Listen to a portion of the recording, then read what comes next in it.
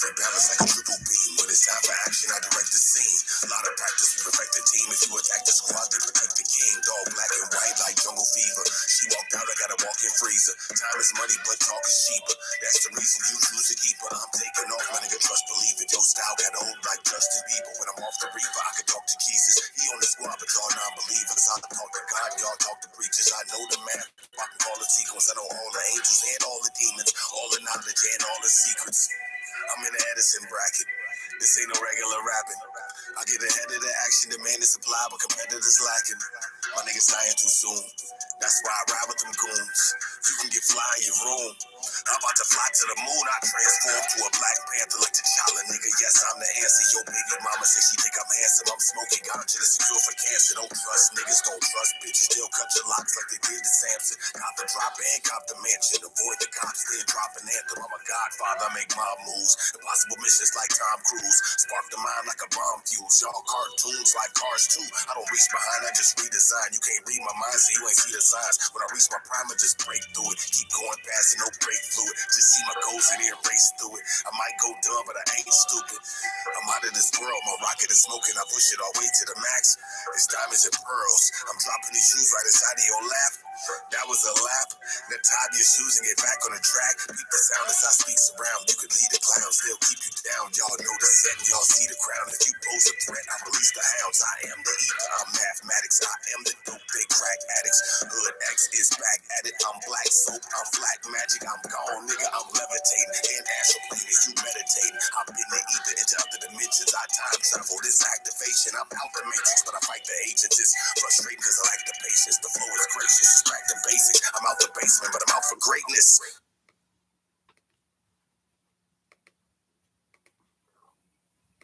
And this part 2, I got cut off by a goddamn shadow walker, Smith. Every time I try to do something, y'all gonna notice that your phone ring, or a motherfucker gonna try to call you, or they gonna try to disrupt the signal. So trust me, that shit coming. Just come back, do what you gotta do, and it'll be okay. But like I said, it's Pomatic. Some of y'all know me as Pomo. I'm referring and responding or doing a live to a video I made about Ask Me Anything That We Can Build. And I had one of my guys ask me, how I stay up on the God body. And, I got an anger problem, and how do I cope with that? And another one asked me about the fucked up pipes lick. That's talking about the GodHoodX.com and the Godspeed. .name.com, Godspeed Science, and it speaks about fucked up pipes. Is basically when you say something to a motherfucker and they say some totally off the wall shit back to you.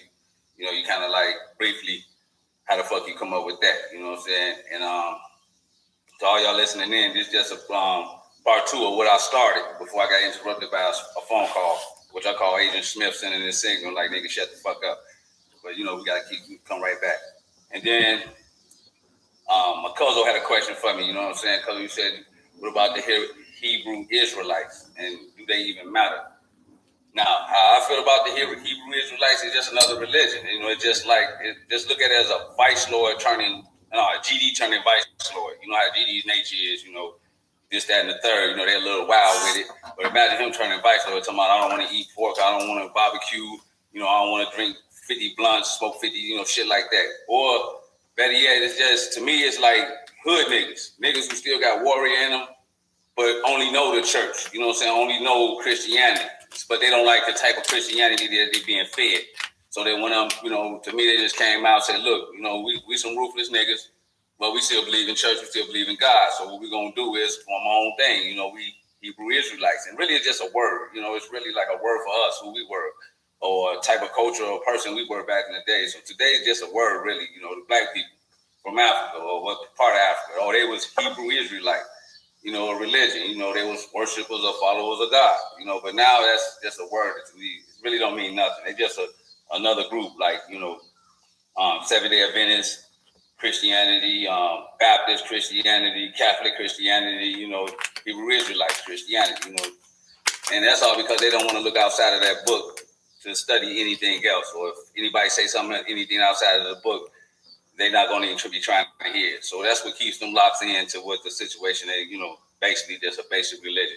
Throw me on some clothes, some tight leathers, come up with the GD star, you know, the 6-point star. David put it on my chest and say, instead of saying GD folks, you know what I'm saying, I'm gonna say Jesus love you. You know, that's how that goes. But I want to get to the main topic of this is how do I stay how do I stay God body? You know what I'm saying, and deal with the anger. Now you gotta consider, brother, anger is a portal for the shadow walkers. That's it. Like I said, it's like a lit blunt laying on a window ledge, and depending on who want to fuck with you is which shadow walker gonna walk up and smoke it, which is smoke your ass. You know what I'm saying? And smoke meaning is they smoke pain. That's how they get high off niggas' pain. So that's what anger do. The red is your temper, and the brown, the blunt is you, the nigga. You know what I'm saying? So you got a temper, hot red, fiery. So you like a blunt laying on a window ledge. And that you become a portal. So now you're in your animalistic mode. I'm just refreshing it back up to you. And due to the fact that you're in your animalistic nature, you're not thinking clearly. So now that you're not thinking clearly, whatever that motherfucker want to do to you, he can pretty much guide you in the direction or guide you in the theme of things. You know what I'm saying? Whatever he got planned for your ass, you know. And motherfucker say, who the fuck is the shadow walkers again, Poe? What I'm explaining to you is, us as black people, we see shit that the white man have not gave a name to yet. That not gave a name to, don't even know what the fuck it is, but we see it. We feel shit, you know what I'm saying? Through our DNA, you know what I'm saying? I kind of know when a motherfucker behind me without looking, you know what I'm saying? Very rarely do a cracker know, you know, they kind of got to tap him on the shoulder, let the motherfucker know you behind him. It's kind of weird, you know, like shit like that. So due to the fact that like that, we see things that's not being taught in school, college, because they don't know it. And because they don't know it don't mean it don't exist. It just means they don't know it and they haven't took the shit, put it in their own words and gave it back to us. So that's all that means. So now we seeing shit, we going first-hand knowledge. First-hand, I see bullshit happening in my life. I'm trying to figure out what the fuck is this. You know, every now and then there's some bullshit. Okay. Then I see a little more bullshit happening in my life. Now I'm trying to see it happen a little at a certain rate, on a certain day, at a certain time. Then I started looking like, okay, now, man, I wonder why. Now I started kind of be, you know, caught up with what the fuck going on. Now the synchronicity of the bullshit that's happening in my life. Now I got to really question that. How the fuck did this perfect timing or this happen just like that? So now you see the synchronicity and the fact that it just seemed like you, that they on your ass. So now you got to ask yourself, what type of person am I? Am I a good-natured person or a bad-natured person? So quite naturally, I'm a good-natured person. So that's why they on your ass. And I say this to say that. You're seeing this shit. You're seeing every time I get my life together, some shit happen. So now you're starting to realize what church call is the devil. You know what I'm saying? They said the devil on you. But subconsciously, if we don't see no motherfucker running around with no red horns, the devil don't exist. So we can't use that as an example. This shit is way more real. This is where you can touch, taste, and feel. This is us as African people. So basically, it ain't the devil. It's an entity. And if any one of y'all seen Falling by Denzel, or y'all know Azazel. And Azazel pretty much was a spirit, a demon spirit. It's in the Bible. You go to look it up, you know, Hebrew Israelites if you choose. And what he did was, in the movie, he went around touching people. And every person he touched, he was able to enter into them due to the nature of their mind, thinking, mind, body, and soul. So if you was a weak-minded person, kind of negative, he can get in you. And what he'll do when he get in you by touch is he'll take over your body. And he'll do you some crazy-ass shit, do some wild-ass shit, then you'll come back to and motherfucker be looking at you crazy, but you don't even know what the fuck you did. And by that time, he done jumped into another motherfucker. So the reason he had locked on to Denzel, and I'm showing y'all how the shadow walkers fuck you with you and why the shadow walkers fuck with certain people, is because when he tried to lock into Denzel, he couldn't get in. So now he's very interested, like, whoa, what the fuck? Oh shit, I very rarely see a Jesus, or I very rarely see a God body, or I very rarely see somebody that's not controlled by their emotions, who's not getting angered real fast. You see what I'm saying? So he's interested, and to him it's a challenge, which we're gonna call Shadow Walkers. Agent Smith is a challenge. So now the challenge is, can I fuck this nigga over? Can I get into his soul? Can I get into his mind? So a lot of people say, why me? Every time I'm the good person, all this bad shit happening. It ain't got shit to do with you ain't praying right, you ain't moving right, you ain't, this and that. It's the thing that they know you are a good person. So their main objective is to get inside your ass before you figure out who you really got. Hopefully they would have destroyed you. So now you see a lot of crackheads. And what crackheads is basically brothers with a lot of knowledge and information, but never knew the God body. Remember, you asked me, what's the purpose of the God body? How can I stay on it? Well, think of a crackhead. He never knew the God body, but if you ask a crackhead some shit in your most hardest, detrimental times, he's going to tell you some ill wisdom. And how do he think like this? Because he's devoid of anything, we get on to that chapter later, but really, he's a God body who went insane. due to the fact that in his neighborhood, he never heard what the fuck God body was. So the Shadow Walkers was at his ass. He was a good person, but he couldn't take the stress because when the Shadow Walkers fuck with you, or Azazel fuck with you, or Smith fuck with you, you can't say this shit to nobody. Who the fuck can you tell?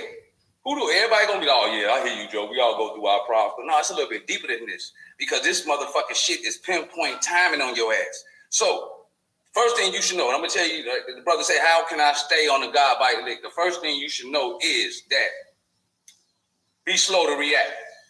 What I mean by that is if any fucking thing going on, don't react to it. First, become the observer. Step the fuck back. You know, your initial mode was to get pissed off, but step back and let's see what I'm getting pissed off at. You know what I'm saying? And it's due to the fact we got this lick, or this science called supreme mummification. And in supreme mummification, we say that if you got a bulletproof vest on, there will be no entry wounds. And due to the fact there's no entry wounds, there is no exit wounds. So what they say, stick a stone may break my bones, but words will never hurt me.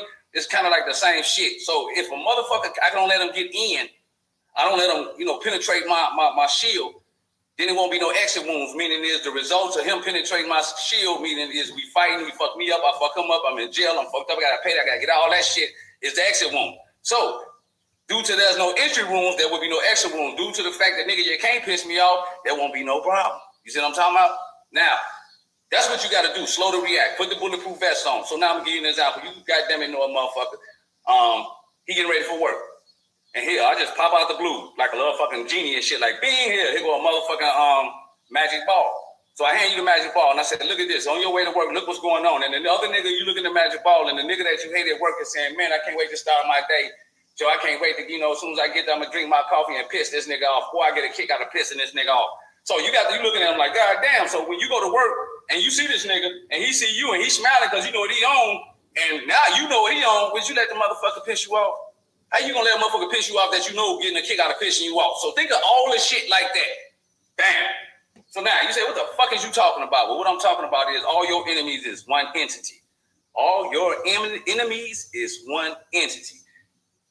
Like Hazazel, he's jumping in and out of each motherfucker fucking with you. Don't never get it twisted. All your enemies is one entity. So now when you think like that, you can better prepare for the bullshit. You know what I'm saying? You can better prepare. You can laugh. You can talk to the motherfucker. Oh, no. I don't even talk to people. Motherfucker try to piss me off and say, oh, man, you picked this goofy motherfucker to jump in. And motherfucker looking like, what the fuck? But they fuck him up. Like, you picked this goofy ass nigga to jump in. You could at least use that motherfucker. This nigga stupid, brother. You about to jump in somebody else to fuck with me. And you can imagine how the motherfucker be tweaking. You know what I'm saying? Because first of all, I'm talking to him and the motherfucking entity behind him. And he kind of feeling that shit, because his heart rate up. But it's really interesting to watch how they tweet. You know what I'm saying? I'm giving you an example of how to fight a shadow walker. And this is the brother who talking about, who asked, not talking about brother, I'm sorry, brother, partner body, who asked, Poe, how can I better stay on the God body lit? By actually practicing this shit day by day, minute by minute, hour by hour. And first thing to do is get your willpower. Get your willpower on. Daniel's son, wax on, wax off. So he said, what the fuck is that for? Wax on, wax off, or willpower. It's so you can have mind discipline. You got to build a mind discipline. So you just get out and do 100 push-ups, keep doing it. Even though you don't want to do it, keep doing it. And then a lot of shit you're going to notice is that you're going to feel that energy of not wanting to do shit, or laziness, or ill will, or no will, or come upon you, then you're going to be able to recognize it. You know what I'm saying? So you keep doing what your fucking mind tell you to do, not what your body tell you to do. So I'm going to do 100 push-ups. Now what? Go cut the grass, go cut the grass. You know what I'm saying? So now you're able to, when the motherfucker try to piss you off, this is a joke. It's like, okay, so now he's trying to piss me off. But what fucks you up is you think it's this person that's really trying to piss you off, not the entity behind it. Once you look at it as an entity behind it, and this motherfucker jumping in and out of each body, how can you get mad at the motherfucking host? How? Why? It's nothing there. How would you get mad? So you talk to the motherfucking demon behind it, or don't talk to it at all. You know what I'm saying? So that's how you better deal with that shit, with your anger. Your anger, you say you got a little anger issue there. Remember what I told you, once you in anger mode, you got to go into the lower self mode. Once you're in the lower self mode, which is called a reptilian mode. Once you're in the reptilian mode, you're in the animalistic nature. Once you're in the animalistic nature, you're not thinking. A picture of a squirrel running on the ground, that's you, that's the animalistic nature. And all I have to do as a shadow walker is put a leash around that squirrel neck. And now I can control that which is wild, which is you pissed off. All I got to do is just touch to lead you in the fucking direction. You know what I'm saying? So, try that sometimes. Just try to not to get mad when life give you a reason to get mad. And what I say by that, Let me give you an example of what knowledge is for. It ain't that sugar daddy, praise Jesus. Oh, Mary had a little lamb shit. This is survival. They just gave it the name spirituality. But really, motherfucking, this time, it's called survival. Okay, let me get it out. Right now, I'm in another state. You know what I'm saying? Shadow Walker come through. You know, little nigga come in. You know, this when I was younger. You know what I'm saying? I was halfway woke and halfway asleep. But just put it like this, I haven't really woke up yet because I had the God body essence, but I didn't have the knowledge to fill the void. So everything was just speculation. Like, damn, it seemed like this, it seemed like that, and I just held on to it. So this is me, like you probably is now, trying to control my anger, and at the same time knowing there's something bigger than the shit I'm seeing. You know what I'm saying? I don't know why. Maybe I was born like this. Like I tell motherfuckers, I'm from heaven coming down to earth trying to figure this shit out. I'm not from earth trying to get to heaven. See what I'm saying? You know what I'm saying? So that's how I was fucking born, trying to figure some shit out that the next little motherfucker ain't even thinking about. Poor me. But anyway, so this is where the knowledge come in, and how it got something to do with, you know, if anybody asks, I think somebody asked what it got to do with life and, you know, period, anything. Okay, this is where the knowledge come in. The nigga come in, he went on dope spot, I'm selling this shit. He come out of nowhere like, this my shit. I didn't know it was his shit. So he said, okay, since I ain't gonna fight you, it's me and my cousin, there's three of us. So I ain't gonna fight you, I'm gonna go get like 10 niggas that's gonna fight you. Okay, cool. So he leave. I'm thinking he bullshitting. He come back with 10 motherfuckers. Oh my motherfucking God, it's gonna go down. Right. So now we sitting in this little ass crackhead house. And these niggas piling in. I'm standing there, my cousin standing behind me. And the biggest motherfucker say, who the one was talking that shit? Now, this is because I'll study some knowledge. This is because just my inkling in the mind, one day I read 2-3 books on accident. You know what I'm saying? And I seen in there where it say, when life other than met you, that when life give you or calls for you to act a certain way, act the total opposite. You see what I'm saying? So I just remember that. That's all I remember that day into reading. But this is where the knowledge is blending in. Equal Goon meets God. This is where Goon meets God. So I'm sitting there, I'm like, oh shit, what the fuck I'm finna do? So dude like, Joe, you the one talking that shit? And first, at the instant, and the motherfucker blinking the eye, the first thing in my mind told me, Joe, if you get scared, you're gonna die.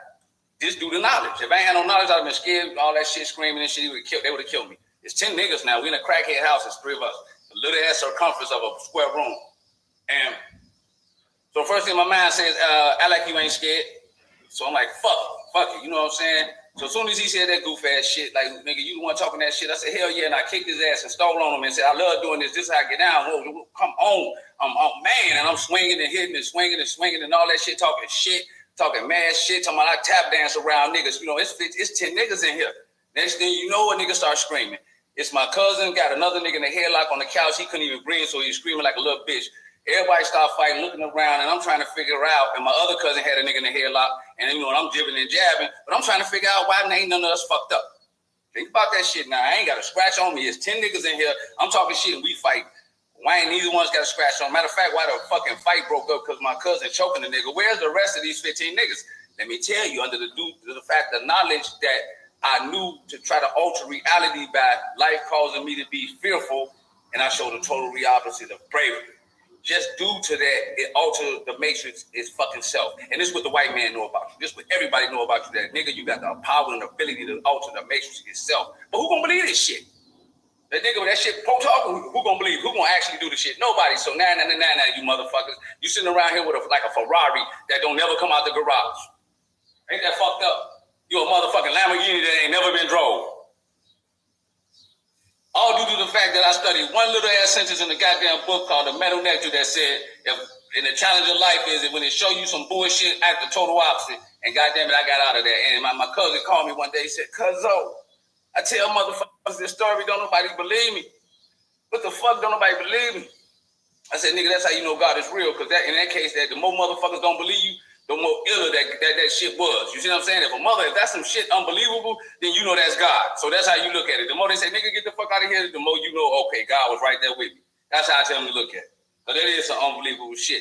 Matter of fact, so the nigga pull out a Desert Eagle, big ass chrome pistol, break this up. We backing out the motherfucking house. I had to do this shit all over again. So now, goddamn it, I said, here we go. He chasing us with the pistol. I turn around, dip behind the bush, run behind him.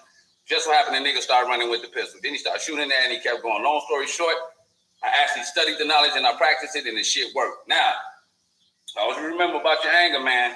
It's a portal and an open door for the shadow walkers. Like I said, once you're in the reptilian mode, once you're in the animalistic breathing, the body controls the mind ain't controlling the body no more. And they got scientists like Minister Farrakhan said, and weapons designed to control the mood swings of the people. So if you are thrust into your lower self, meaning is your body control your mind, you are void of knowledge and have no understanding, then I have a weapon that can control your moods. And due to the fact that I have a weapon that can control your moods, I can control your motherfucking thinking. I hope that answers your question. Anybody got any other questions before I go? So, brother, you need the knowledge. They just call it knowledge. It seems like read a book, Rainbow Bright shit, but it's totally far from that. You need knowledge is to fucking survive. And in this time, God's body and them give you an extra gift. God is giving you an extra gift in your soul. You're able to, when you find out who you is, you can actually bend and alter the reality of the matrix. Because this all this fucking is a matrix. You know what I'm saying? But first you gotta realize who you is, and that's why the shadow walkers stay on your ass, because they don't want you to know who you are. You know what I'm saying? So stay on your wadim. You know what I'm saying? Try practicing it and try not to get angry. Like I said, by you being angry, you like a blunt laying on a window ledge that's just waiting for some motherfucker to come smoke. See what I'm saying? That's it. You fucked up. You fucked in the game, especially if you got a little liquor in your system. Oh man, that's the triggering effect. That really puts you in the lower self. So now you like a puppet for the motherfuckers. You know what I'm saying? So y'all gotta be careful with that liquor. That's why they put spirits on that. 70 spirits, 80 spirits, 100 spirits. The higher you got the spirit, the more the shadow walker stalk your ass when you drink. You know what I'm saying? You don't even fucking know this. And AKA Shadow Walker, Azazel, AKA Mr. Smith, AKA negative energies, and as we know today, they call him the devil. But since we don't see a motherfucker with red horns, we think he ain't around. Scratch that shit. Just think of it as a negative energy entity. There we go. There's some shit you don't see, you feel. And I had posted, in the intergalactic talk about how you notice when the shadow walker, around you, or how do you know a shadow walker? Well, the body has a protective mechanism in it. And you know what I'm saying? Whether you conscious or unconscious, the body can feel danger. And due to feeling danger or due to it need to be on aware and alert, you would have an anxiety attack, as they told you what it was. But really, it's the body raising a red flag. Something is wrong here. Somebody ain't right here. And that's the anxiety you be feeling. That's the uneasiness you be feeling. That's the kind of fear you be feeling. And what that is a motherfucking shadow walker is some fucking way around. And due to the fact they call it anxiety because your body is responding, but the eyes can't see it. So they call it anxiety. I call it a motherfucking shadow walker button, mechanism, or shadow walker warner, you know what I'm saying? So try to peep that. When you get a lot of anxiety and be feeling edgy, kind of understand who the fuck you around. You know what I'm saying? And peep that man mental state, because I'm going to tell you, weak-minded motherfuckers the shadow walkers feed off them. People who are fearful, the shadow walkers feed off them. People who are like victims, the shadow walker feed like them. And I ain't talking about victim as in something happened. I'm talking about victim-minded motherfuckers that's going to let people walk on them. You know what I'm saying? The shadow walkers feed off them. They like weak-minded people. So when you get anxiety and you around a person, you're feeling uneasy, trust me, that motherfucker is somewhere. It ain't going to say necessarily it's that person, but he's somewhere. So what you do is just shake the shit off. No, and once you understand what it is, once you can give it a name, you can fight it. It's easy to fight. It's really you aware. So now what it's going to do is jump in other people to try to fuck with you. And that's when the games begin. And they're going to fuck with your loved ones or this one and that one. But, that's when the games begin. And you got to be ready to cut any motherfucker off. You know what I'm saying? Like I said, I ain't nothing to cut that bitch off for real. Because they'll use the motherfucker right next to you that you think your blood, woo, woo, woo, and how your ass shook the fuck up. Trust me. So, like I said, brother, once again, fucked up pipe is simple. You say some shit to a motherfucker, and they come up with a fucked up ass conclusion behind it. That means the piping system has went the wrong way. That means it's not going right. So the house is wired wrong. You shitting in the toilet and it's coming out in the sink. That's fucked up pipes. When you look at that motherfucker like, how the fuck you get this from there? And like I said, brother, the way how you stay in the God body until the God body lit. First of all, study, read it. Study, just get a little bit of this, a little bit of that, and try to do it before you go to bed. Notice that when you do anything before you go to bed, as far as reading the information, what you're doing is download. Because once you read it and you go straight to sleep, you're going to wake up and know every fucking thing. And those of you who go to school and try to take tests, do all that shit, just read it before you go to bed. It's going to download into your subconscious. Once you download into your subconscious, you wake up, you're going to know all that shit. So, brother, do that. And then that's what's going to help you is to have mind over matter. And the way to practice mind over matter is you don't want to do 100 push-ups, but fucking do it. And I can't explain what it's going to do to you. You got to feel it. You're going to be feel like Superman. You're going to feel like you're going to be ready for the next challenge. The next whatever to come to you. You know what I'm saying? So now, when the motherfucker try to piss you off, you got an opportunity to think, okay, now do I get mad? Once you let a motherfucker make you mad, that means that person has control over you because they can control your mood swings. And think about that. Just think about that for a second. If I have the ability to piss you off, meaning is I can change your mode. You didn't wake up saying I'm going to get mad, right? No, you woke up chilling.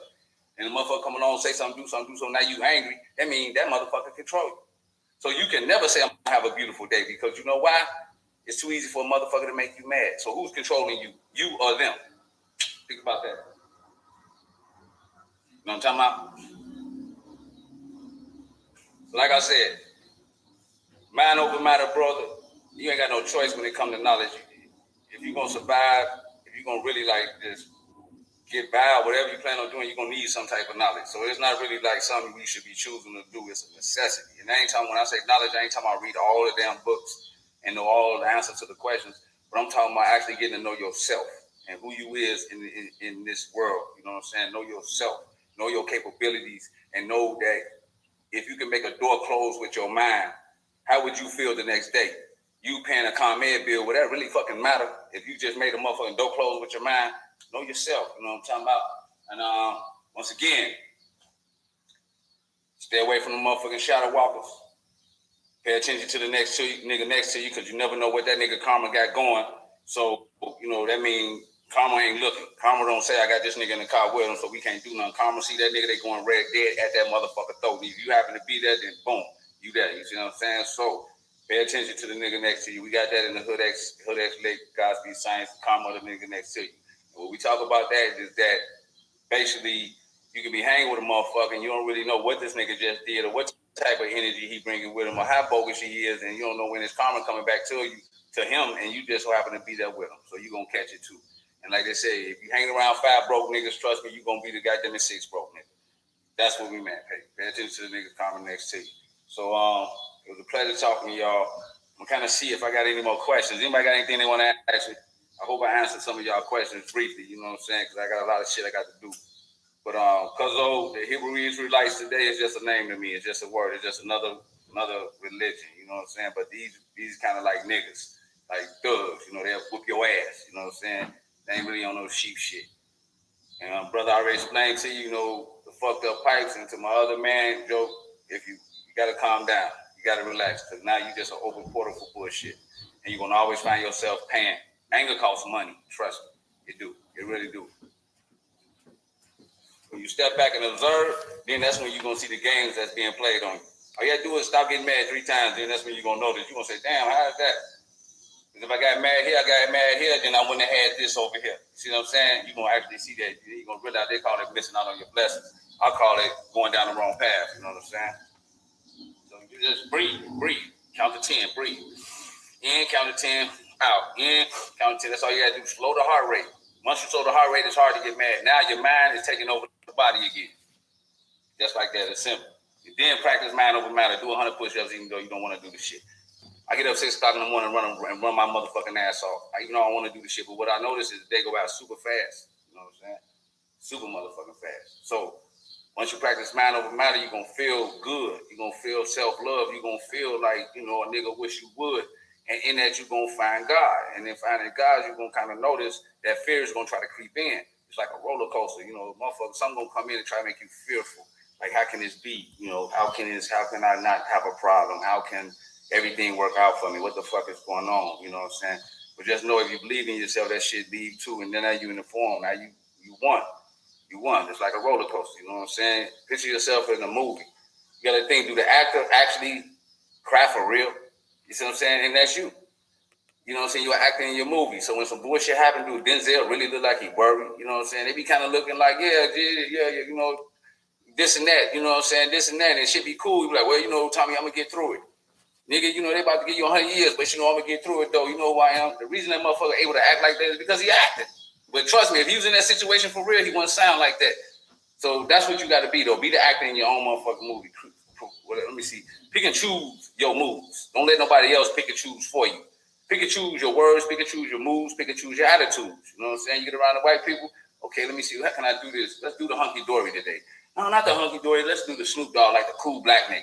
All right, what up, Joe? Y'all for shizzle my nizza. What's up, Joe? You know what I'm saying? What you think about the Beatles? Yeah, you know, shit like that. You know, just It's all fucking acting, man. And like my man Moon say, actors rule the world. You know what I'm saying? And women are good at acting. Y'all just not getting no Academy Award. Y'all very good actors. Trust me. A woman can just get on that motherfucking act. They don't really need to be on classes and shit. Because you know why? They acting to your ass already. You know what I'm saying? Acting like they like it. Yeah, I'm just bullshit, but all I'm doing. Anybody got any questions? Said, let me see. Okay, she said, my queen want to know, can you explain the shadow walkers again? Okay, brother, can you tap me if you still there? Let me know you still want to know this, or have you been gone? Because I know I've been running my mouth. Let me know, Marcus. Let me know. You still want to know the answer to that? She's still looking at it. I'll explain the shadow walkers to her again. I'm sure somebody else probably got the same question, but basically, Queen, the shadow walkers, I gave it that name.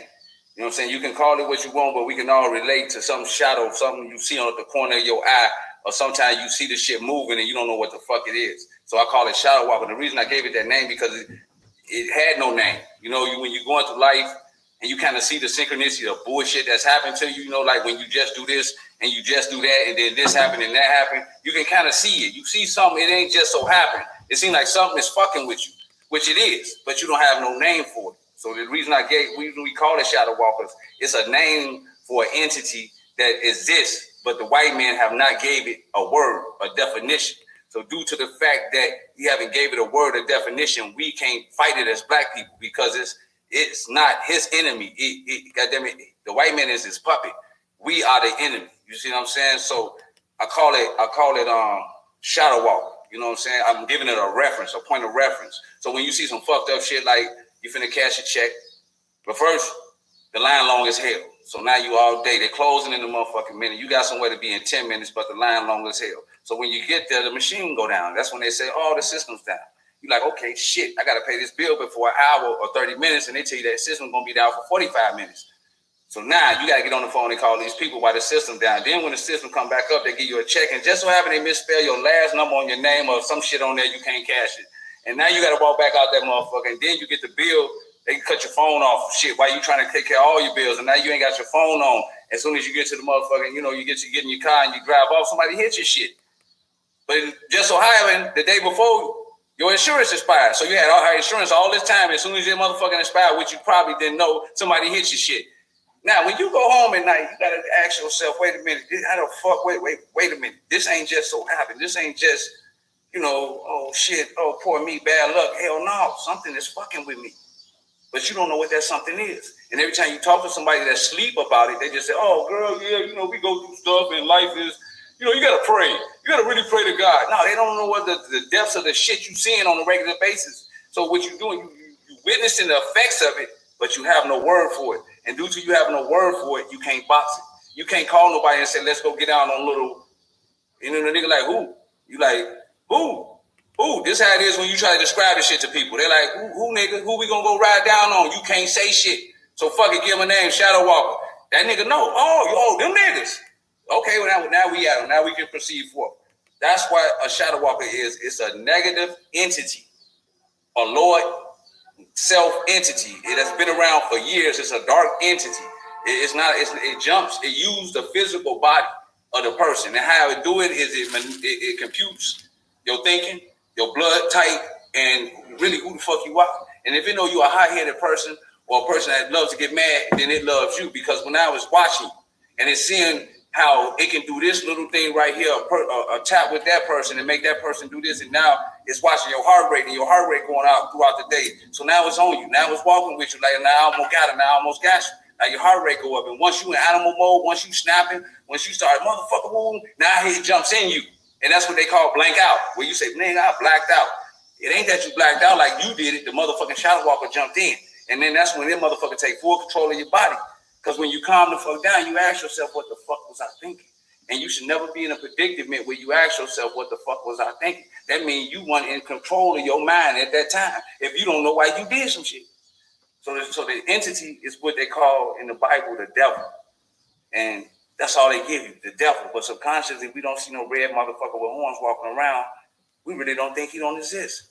But if he tell you how it really is, it's a negative entity dynamic. So go watch Fallen with Denzel. And he called it Zazel. Go watch that, and that will explain the shadow walkers to you. You can see it visually. And basically what's happening is this demon that's out the Bible called Azazel, and he's a fallen angel. And he got pissed at man, so he knew, how to jump in and out of motherfucking niggas. So what he did was through touch, he jumped in and out of niggas. And if the person died and he had nobody to jump in, then he would die. So one time he was about to die, he jumped in the cat. You know what I'm saying? But basically, it was the same entity. So it's fucking with Denzel. And it's fucking with Denzel because he couldn't get into Denzel, meaning he had a pure heart, he was God body.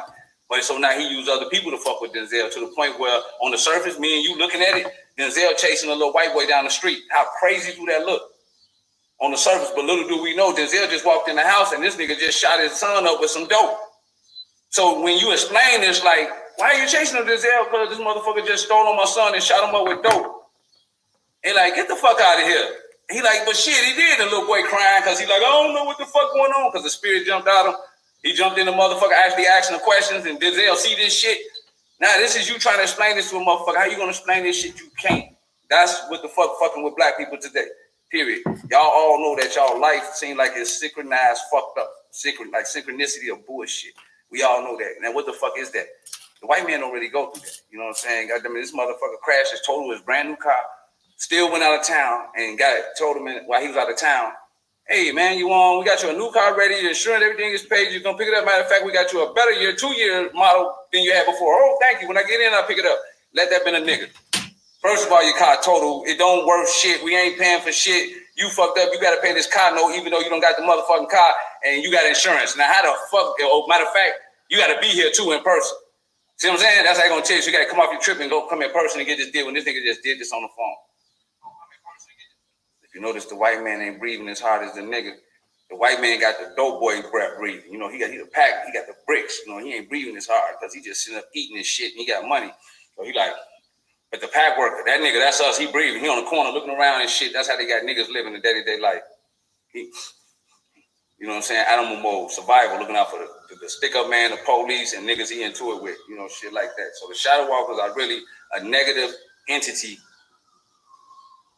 or energy that use different people to jump in and out of to create different effects. That's it. That's all he is. And I'm going to give you an example of a shadow walker.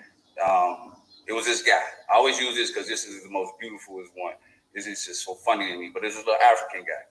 And he said his destination was to go to this hotel and kick it. So he walked out the house. He walking out the house, walking down the street. A clucker.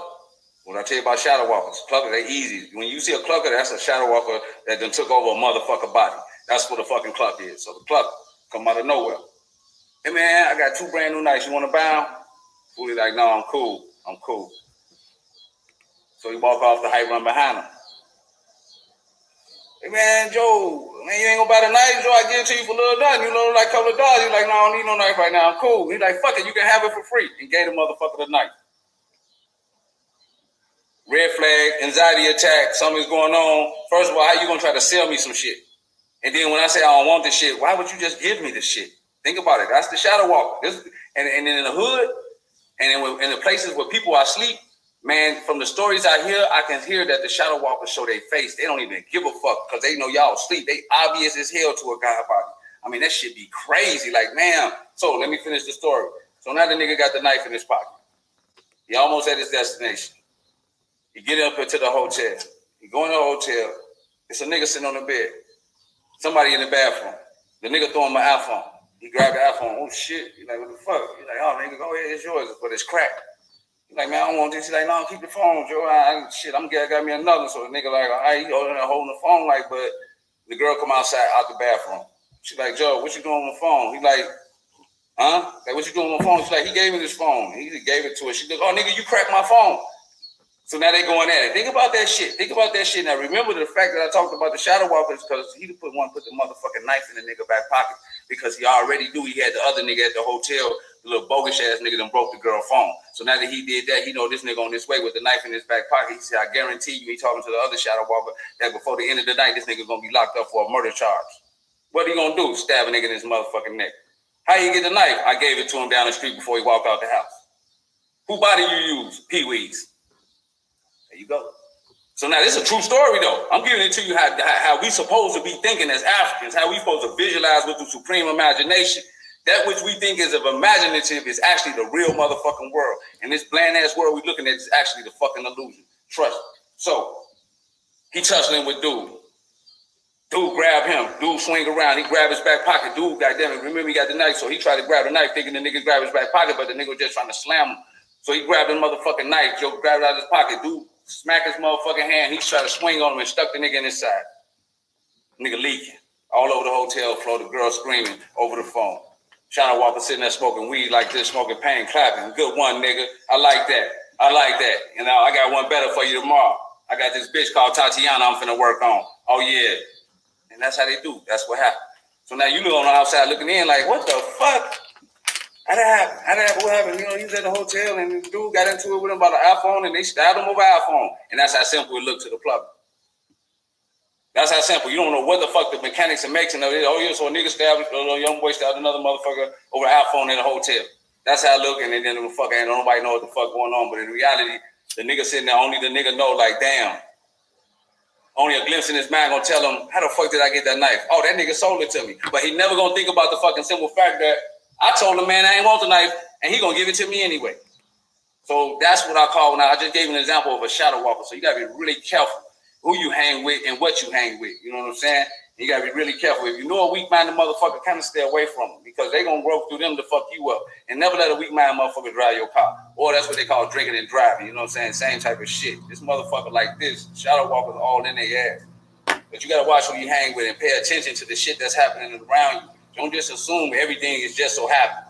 Just don't think about like, look at everybody, all enemies is one motherfucker. And you'll understand that way. So trust me, you're going to have 5-6 niggas piss you off, but once you realize that's one motherfucker, you're going to see the dynamic in which he lied. Just like that. Only thing you got to do now is believe the shadow walkers is real, and then there you go, you'll be able to box them a little bit more better. That's the trick. Believe that the shit is real, and you'll be able to box them. Because you can't fight nothing you can't speak of, can't see, or don't believe. And a lot of times, niggas don't believe the devil is real because we don't see no motherfucker with no red horns. Did I answer your question, B? Anybody else got any questions? But real talk, watch out for the shadow walkers.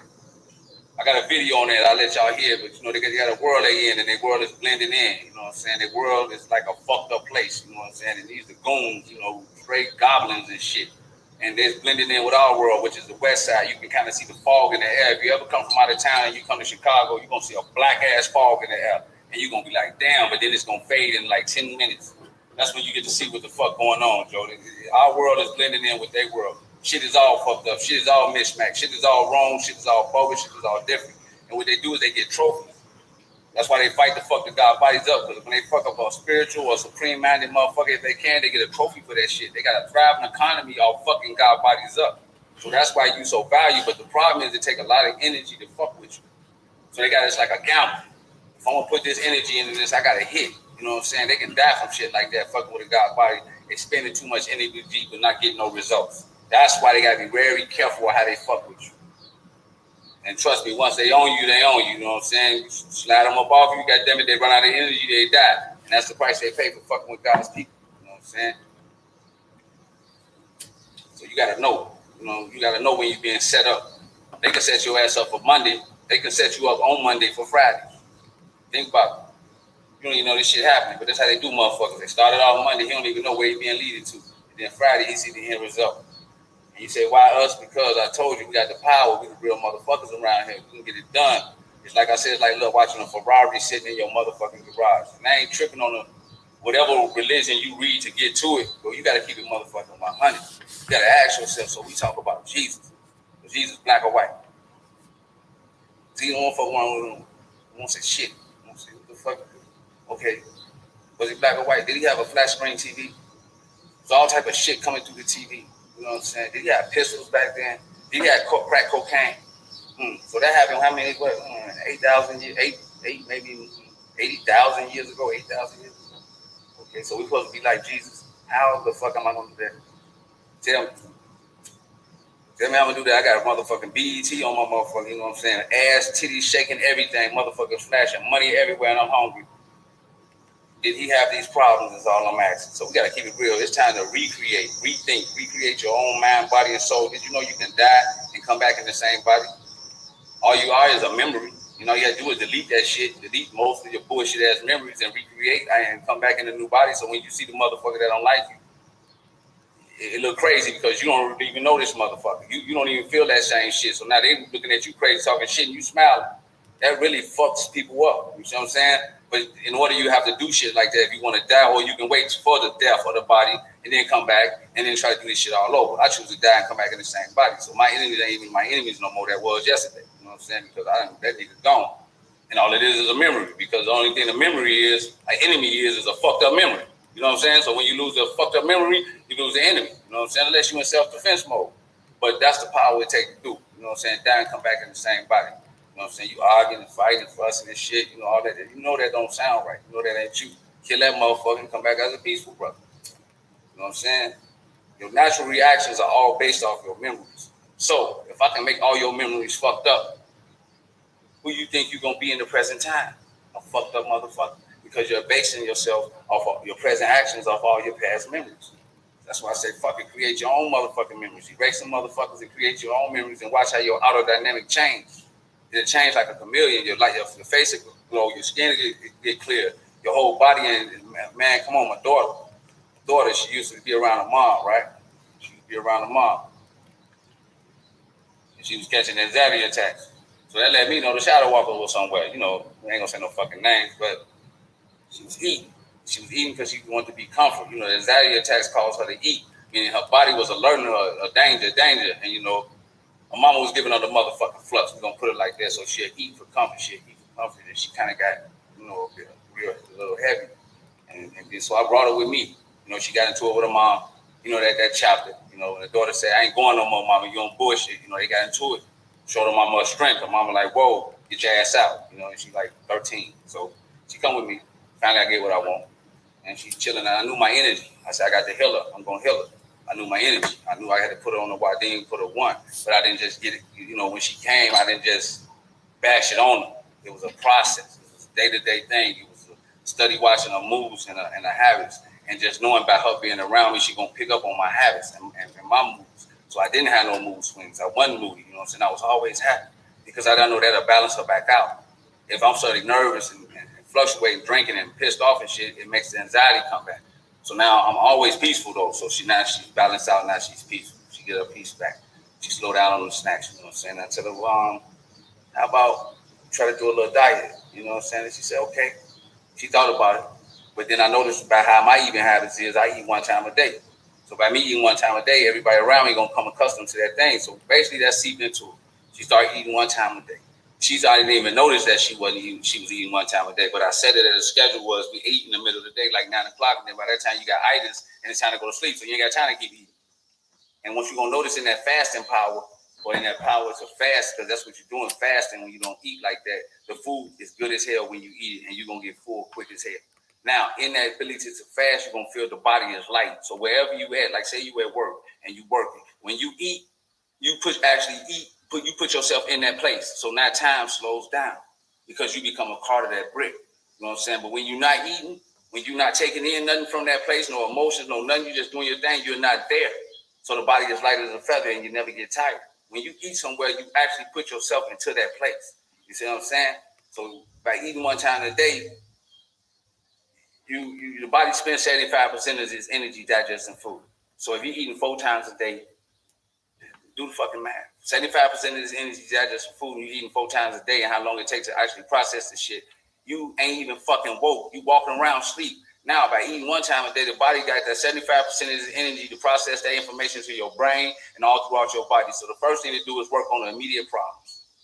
That's all you're fighting for from sickness, disease, and all that shit is energy. And where you choose to put your currency, which is paper, where you choose to spend your money. If you jag your money, you're going to be broke. If you eat yourself, eat all this bullshit every 5 times a day, you're going to be fucked up. So now, you say, dude, I got 75% more energy right now. I haven't ate yet. The day just started. So what the body going to do is start healing all the immediate places. And it takes time. It's gonna start healing that shit. Once it heal that motherfucking shit, it's gonna start getting to the lighter places, and all the shit that used to hurt gonna come back. Then once it do that, it's gonna go to your brain. It's gonna speed up the clicking of your brain. Now you're gonna start to think motherfucking faster. Now you're gonna be thinking at the speed of light, and food ain't even gonna be a motherfucking thought. And that's what happened to my daughter.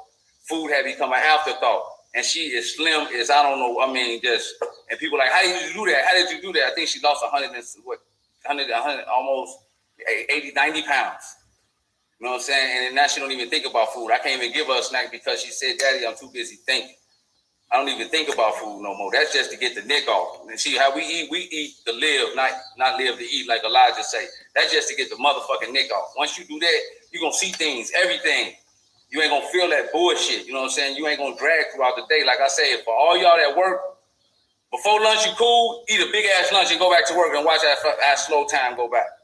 Think about that mathematics right there. You will see really what you're doing is your body spending 75% of its energy at that particular time trying to digest the food, and you trying to work, fucking yourself up. So, like I say, it was a pleasure talking to y'all. I don't assume anybody got any more questions. But God body shit is real. In time, you'll learn. If I was you, I get it now. If you want to change yourself, you know what I'm saying, kill yourself, erase all of the bullshit that destroy yourself with new memories, you know what I'm saying? So that way you'll die and come back in the same body, you know what I'm saying? It's called age regression. Shit, no more questions, and I guess I'm out.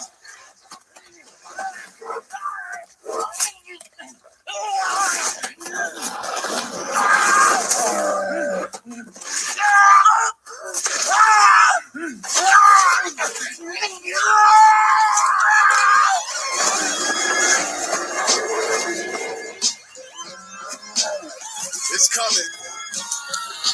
Oh yeah, I'm coming, niggas. Good ass. It's coming. Oh yeah. Check it out.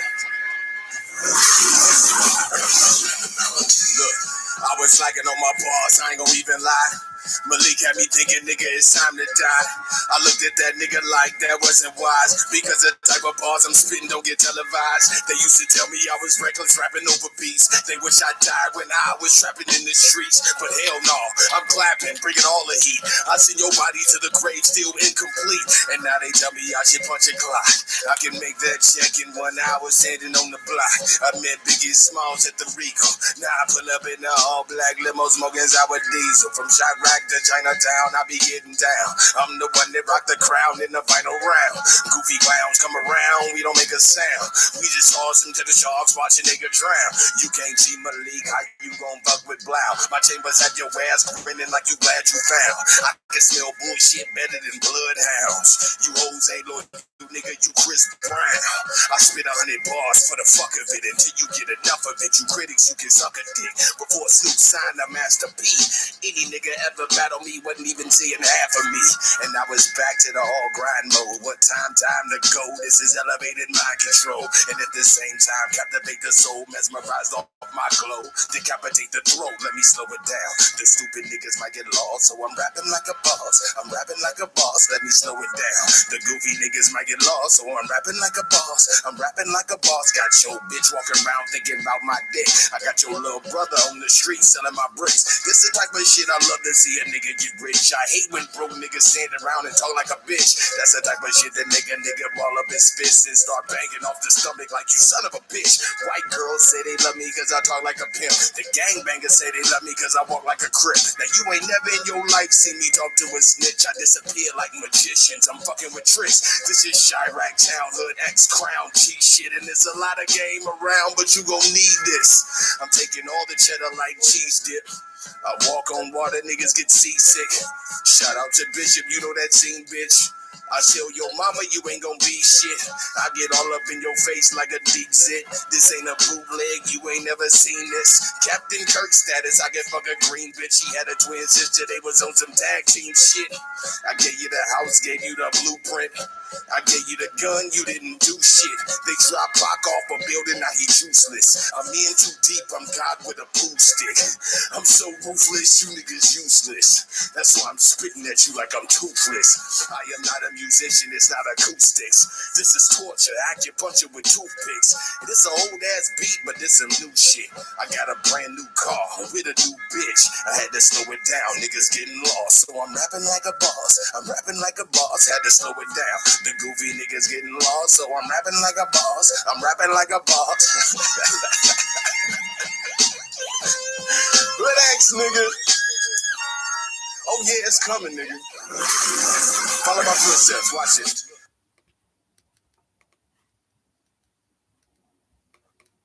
People are coming to the chat room, but we're gonna get started in a second. See you there?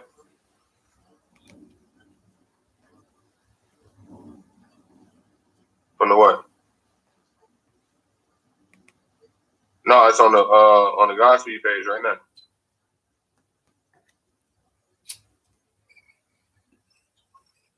Right. Well, no, I'm sharing it. You know, I'm sharing the link.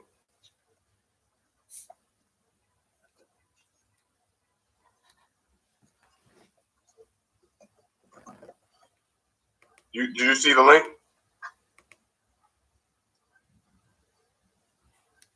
You there?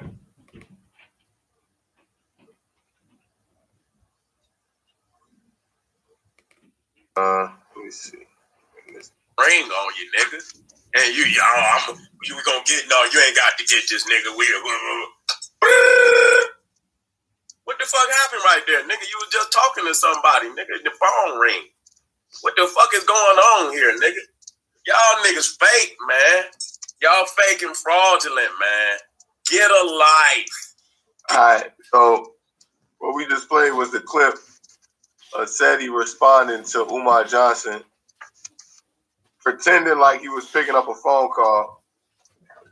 The phone rang, and he went to answer it.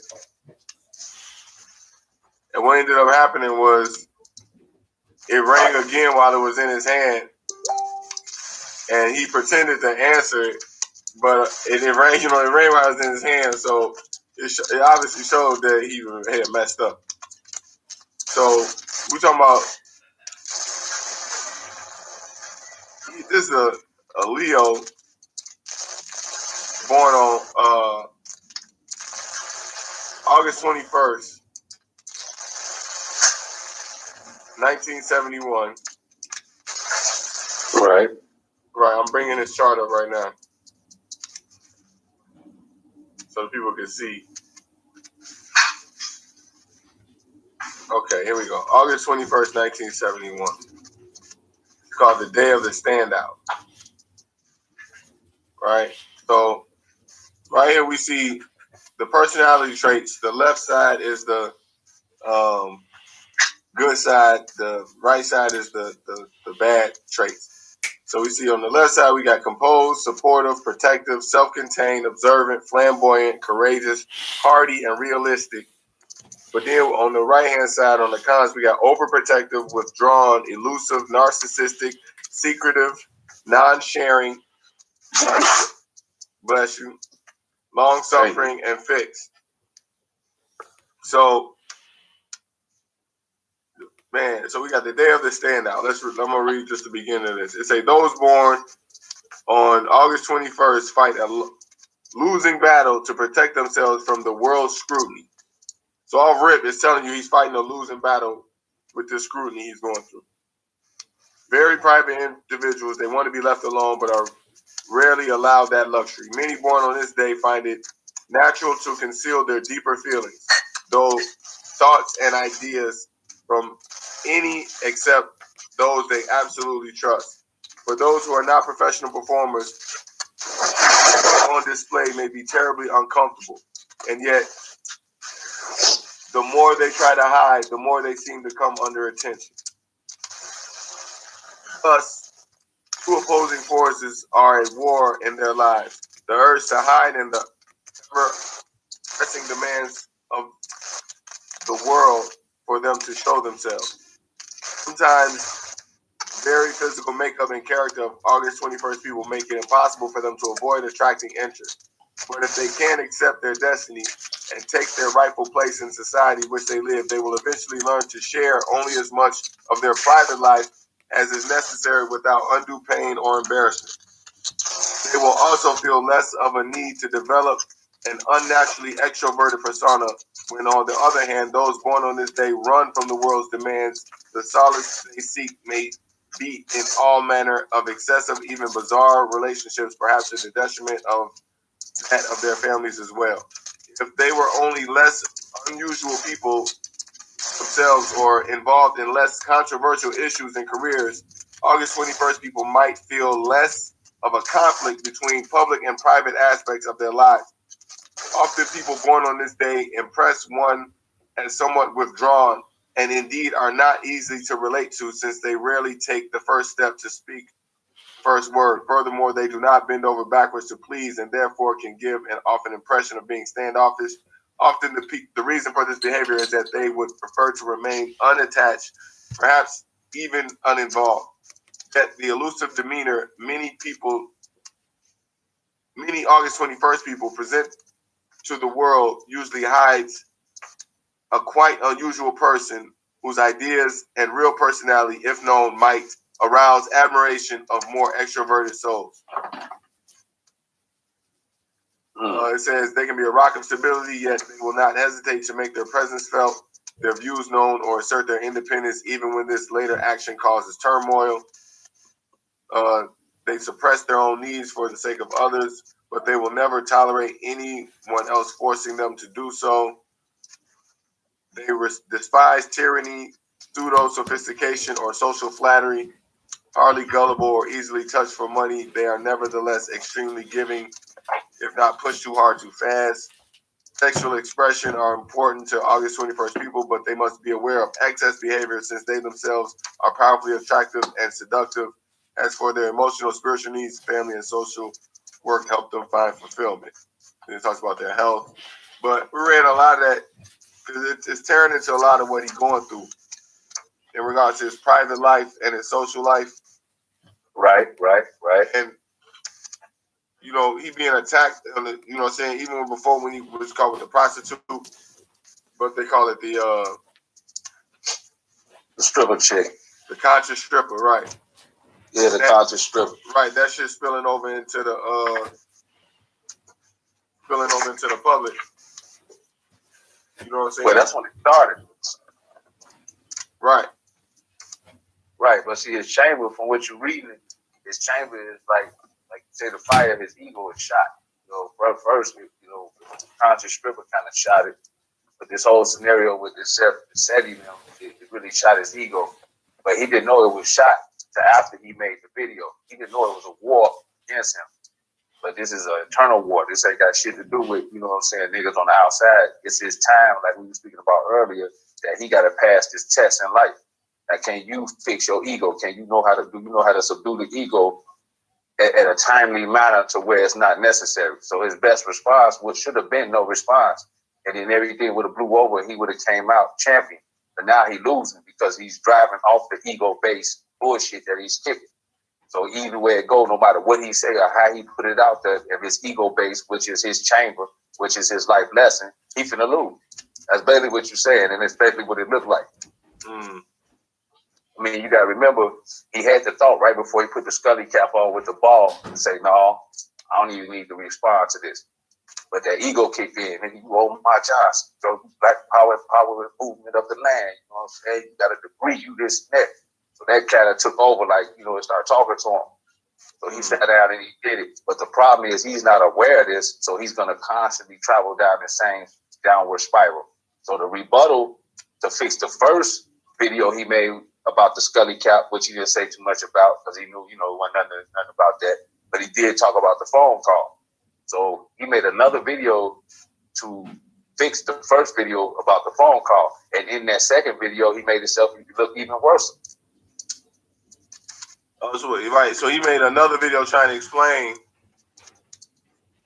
the first video the first video that he went in on SETI. Yeah, he tried to explain. He tried to double back. Yeah, but he tried to play it off like he was just gonna talk about, you know, his movement. But really the real intention was to double back to fix the first video.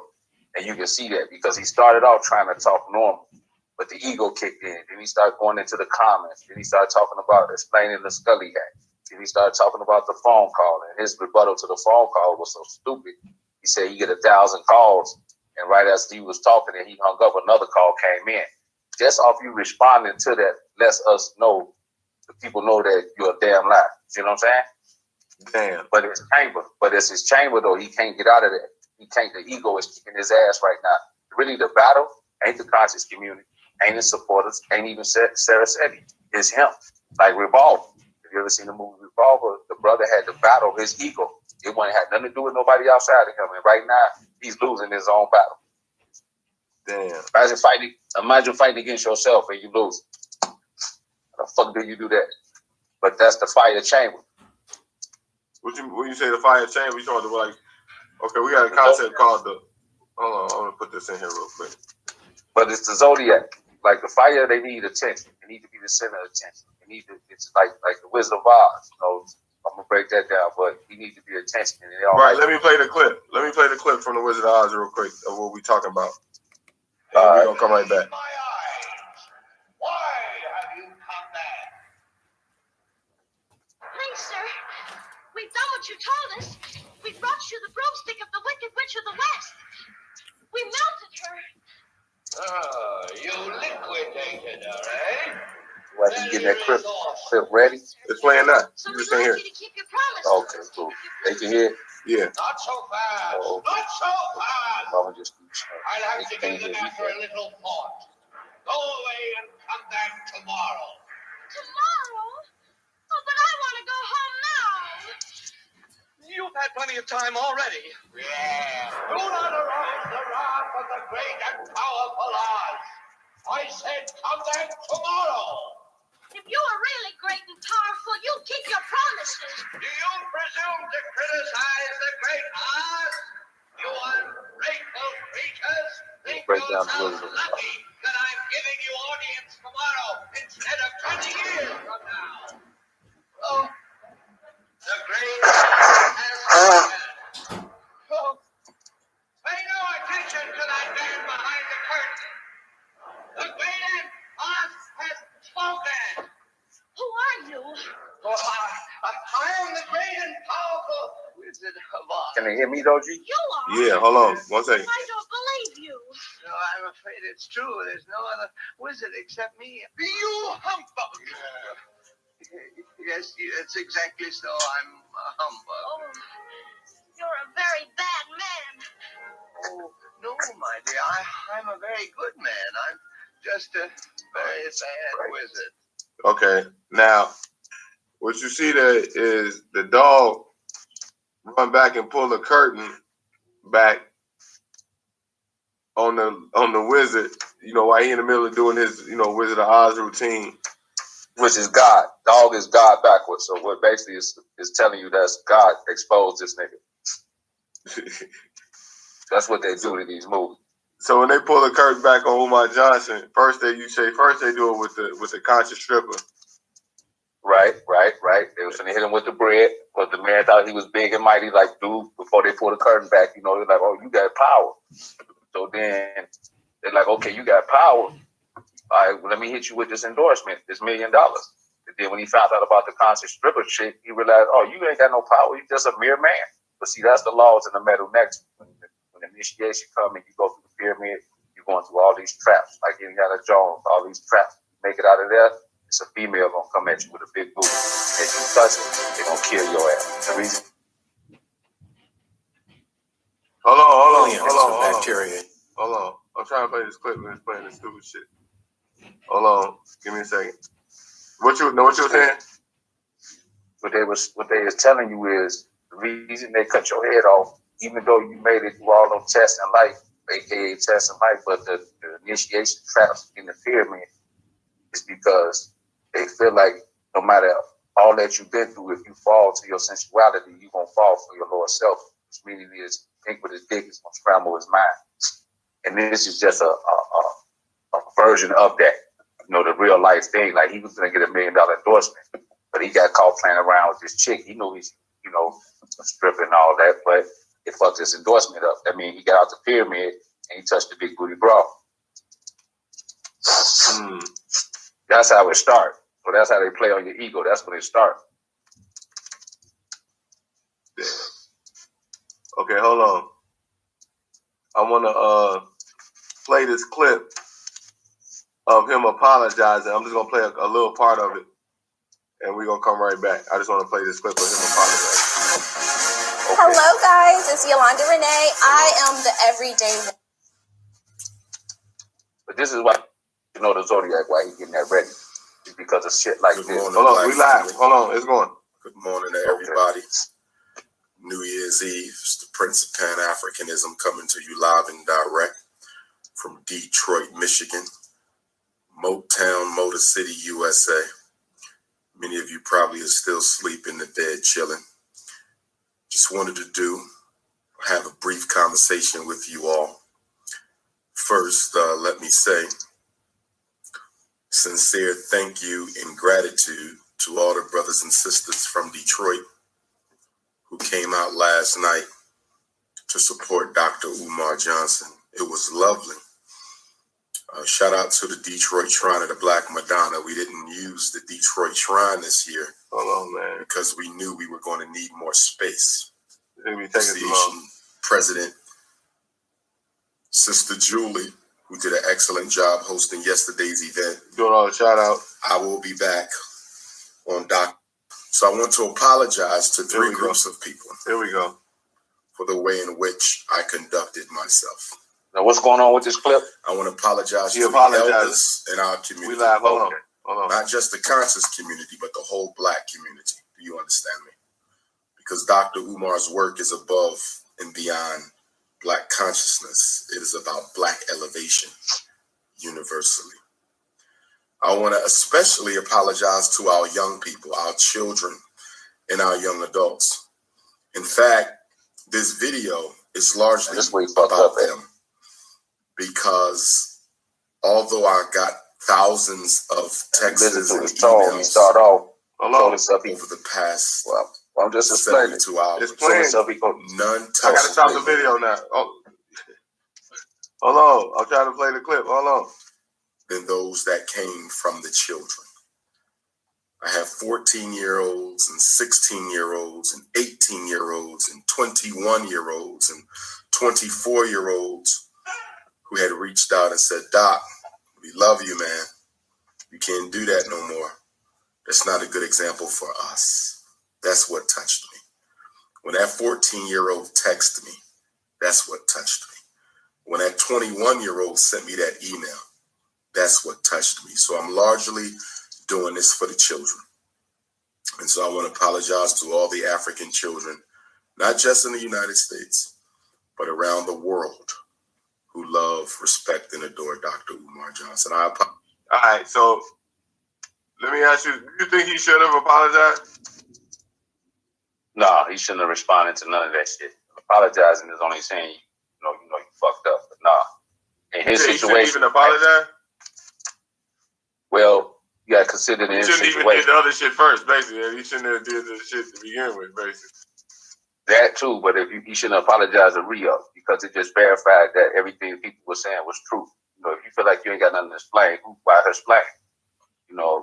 Considering the fact you did a fake phone call and considering the fact you put that Scully cap on, are you saying something about that? Let us know that you acknowledge. Hold on. Let me make sure. Are we still live? Because dude told us that they took it down. Hold on. I just want to make sure we still live. I'm looking at it play. Okay, go ahead. Okay, basically, yeah, you shouldn't apologize because when you're in a situation where you get caught slipping and you look goofy as hell, the best thing you want to do is try to erase that thought from people's mind. So you want them to forget about that shit as soon as possible. By you bringing it back up and then making another video catering towards it, it just brings the whole situation back up and people make more videos. People make more shit about your ass. You know what I'm saying? So his best bet was to do the Jay-Z, don't say nothing. Now respond. respond to it. People like right, but after he responded though, should he double back and apologize? That's what like, or is it, you know what I'm saying? Is he making this shit worse? Well, double back and apologize. And see, he's trying to fix his ego. You think he apologizing, but he's trying to fix his ego within himself. He's trying to get it to a point where he can lay down at night and say, "I'm still Omar Johnson." Yeah, because he did. He looked tired, man. In that apology video, like he looked like this shit been kicking his ass. Like it looked like he like he just woke up or something. Yeah, because when he put the video out, the first one, he didn't know it was gonna get that type of response. He thought people were gonna say, "Oh my God, you gangster," you know what I'm saying? And then when he got that type of response and he get phone calls and shit, he keeps seeing these memes. Hell no, he ain't get no sleep because of the air chamber, under the air chamber, the air Zodiac, he'd have laughed. He was like, "Oh, this niggas got jokes." And went to sleep. Earth wouldn't even pay no attention. You know what I'm saying? Water probably would have been like, fuck y'all, and kept it moving. But him, his ego hurt. He can't sleep. This is chamber. The fire sign is the ego. And when they ego damaged, they be fucked up. You know what I'm saying? They're like Earth taking his money. He fucked up. Like Scrooge, you take Scrooge's money, he fucked up. This nigga, his ego. So he can't rest. And you thinking he apologizing because he's sincerely sorry, but he's really trying to fix his ego. Damn. So he can continue on with life. He can't continue on. Y'all don't know that. All that hat, all the house, all the car, whatever it is, that shit right there with his ego is what's killing him the most. Well, damn. Because he can't come back. He's trying to come back so he can go to sleep. That's why he look tired. He ain't been asleep. He's trying to figure out a rebuttal. And he said, Lord knows it probably took him about 4 hours, 5 hours to think of that shit about the phone. You know, to sit there and say, you know what I'm going to say? I'm going to say, as soon as I picked up the phone and got done talking to dude, somebody else called. So that's what he came back with. And that shit still didn't work. The niggas know, nigga, you was bullshitting with the phone. You know, when nobody... Damn. He was out his character. Man. See, he don't know. He's in this conscious community, but he's not a conscious nigga. So he's trying to play the role like somebody told him you need to deal with the conscious people because of what he was kicking at first. And that was when he was at his best because he was humble. And once he started getting people like, oh my, his ego was, stroked. Now in this last video, he's actually telling people what to do. How you gonna tell your followers what to do? Don't post this to me. Don't post that to me. Make sure you post a good picture. Right. How the fuck you count? But that's the Wizard of Oz. That's the ego. How you gonna tell somebody what type of picture to post to you? Well, he did it. Shit, I mean, he did. Yeah, but it sounds crazy. Don't see, like, to him, it don't sound crazy. That's what I'm saying.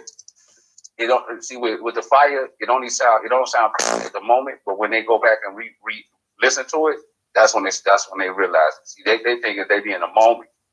So by the time he realized he fucked up, it's too late. That's his whole life story. Yeah. Okay. Hold on. Let me play this clip. I mean, let me play this clip. Hold on. Before all that talk, let me play this clip. Hello, guys. It's Yolanda Renee. I am the everyday one. 1 second. So that Papa Smurf thing ain't gonna work. You feel me? Conscious community is like church. Got us thinking all you got to do is hear old ass information, old ass debate topics, old ass shit. You ain't solving no problems. Brothers and sisters, we got to organize. Garvey said the greatest weapon used against the Negro is disorganization. We have to organize. Do you understand me? We got to. Beyond tonight on Freeform. For Black Elevation, I repeat, since Dr. King's assassination, which will be 50 years in 2 years. Almost 50 years in Black leadership has not given us a sustained, protracted, comprehensive, mass-directed program for Black political, economic empowerment and self-determination. So Dr. Umar Johnson in 2017 is going to be intensifying the Team Pan-African program.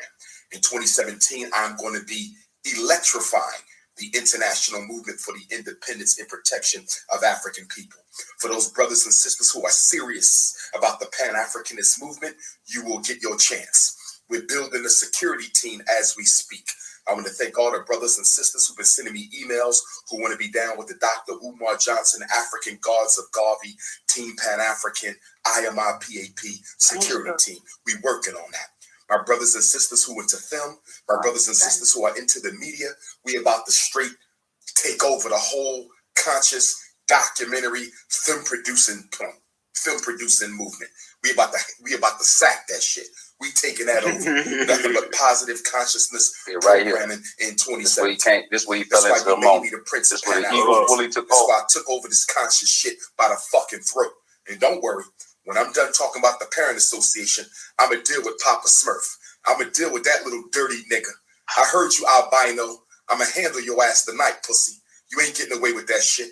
You should have never came for me, nigga. I never fuck with your little dirty broke ass anyway. Still living in your fucking mama house. What type of grown ass nigga going on 50 still living in his mama house, nigga? Look at my face when you talking to me. This ain't no WWF, nigga. Who the fuck is you, the conscious Hulk Hogan? You the conscious Hulk Hogan? Papa Smurf? Motherfucker, you look like Tattoo from Fantasy Island with your stupid ass. Who the fuck is you? Randy Macho Man, Seti Savage? You's a fucking nut, nigga. You's a fucking nut. What platform you got? What platform you got, nigga? You's a dirty nigga. Sonetta built your nut ass. Now you want to with the prince, nigga? Hello. You the general? Well, I'm the prince, nigga. The general answers to the prince. I call the fucking shots. You dirty midget. Fucking albino nigga.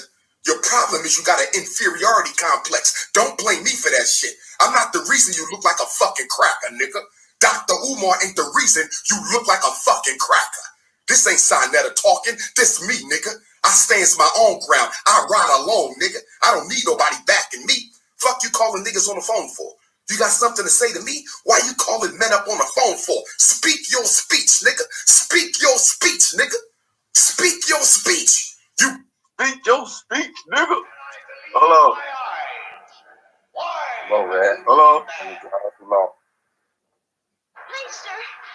We've done what you told us. We brought you the broomstick of the Wicked Witch of the West.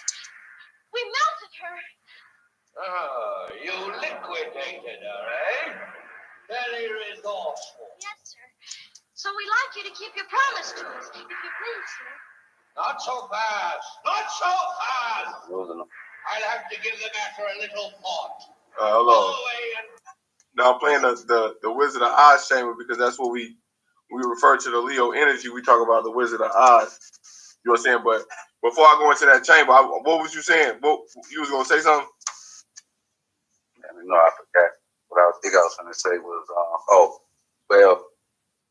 basically what you're witnessing right now is he's falling into the moment. At this point in time, his ego has to be over fully controlled.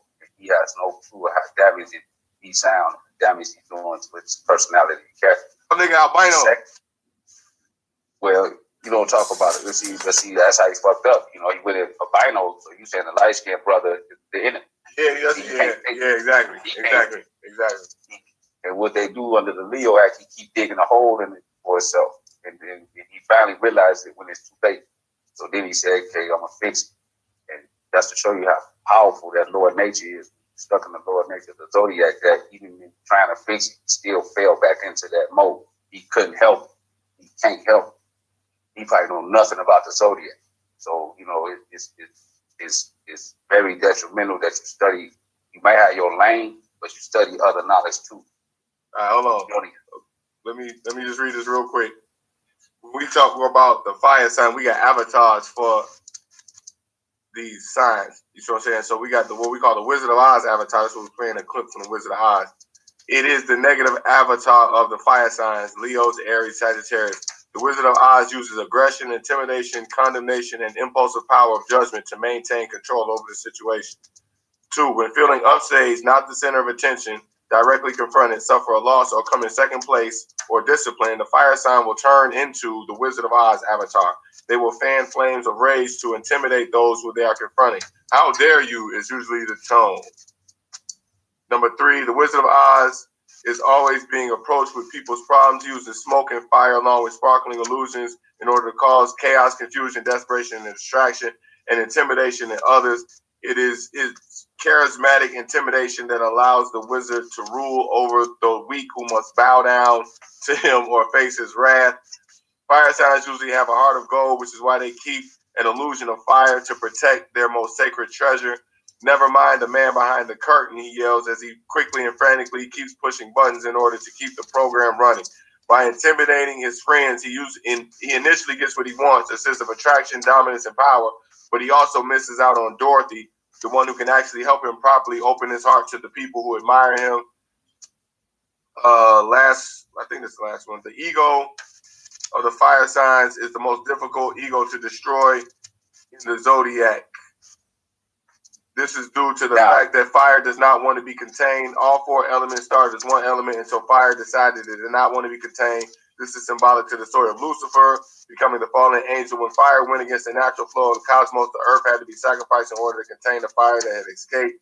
The flesh of the earth was the only thing powerful enough to contain the fire, but even though the fire of the soul is contained in the third chakra of the flesh, it still wants to break past the epidermis back into the ether. This is the ego trying to manifest physical as Agent Smith.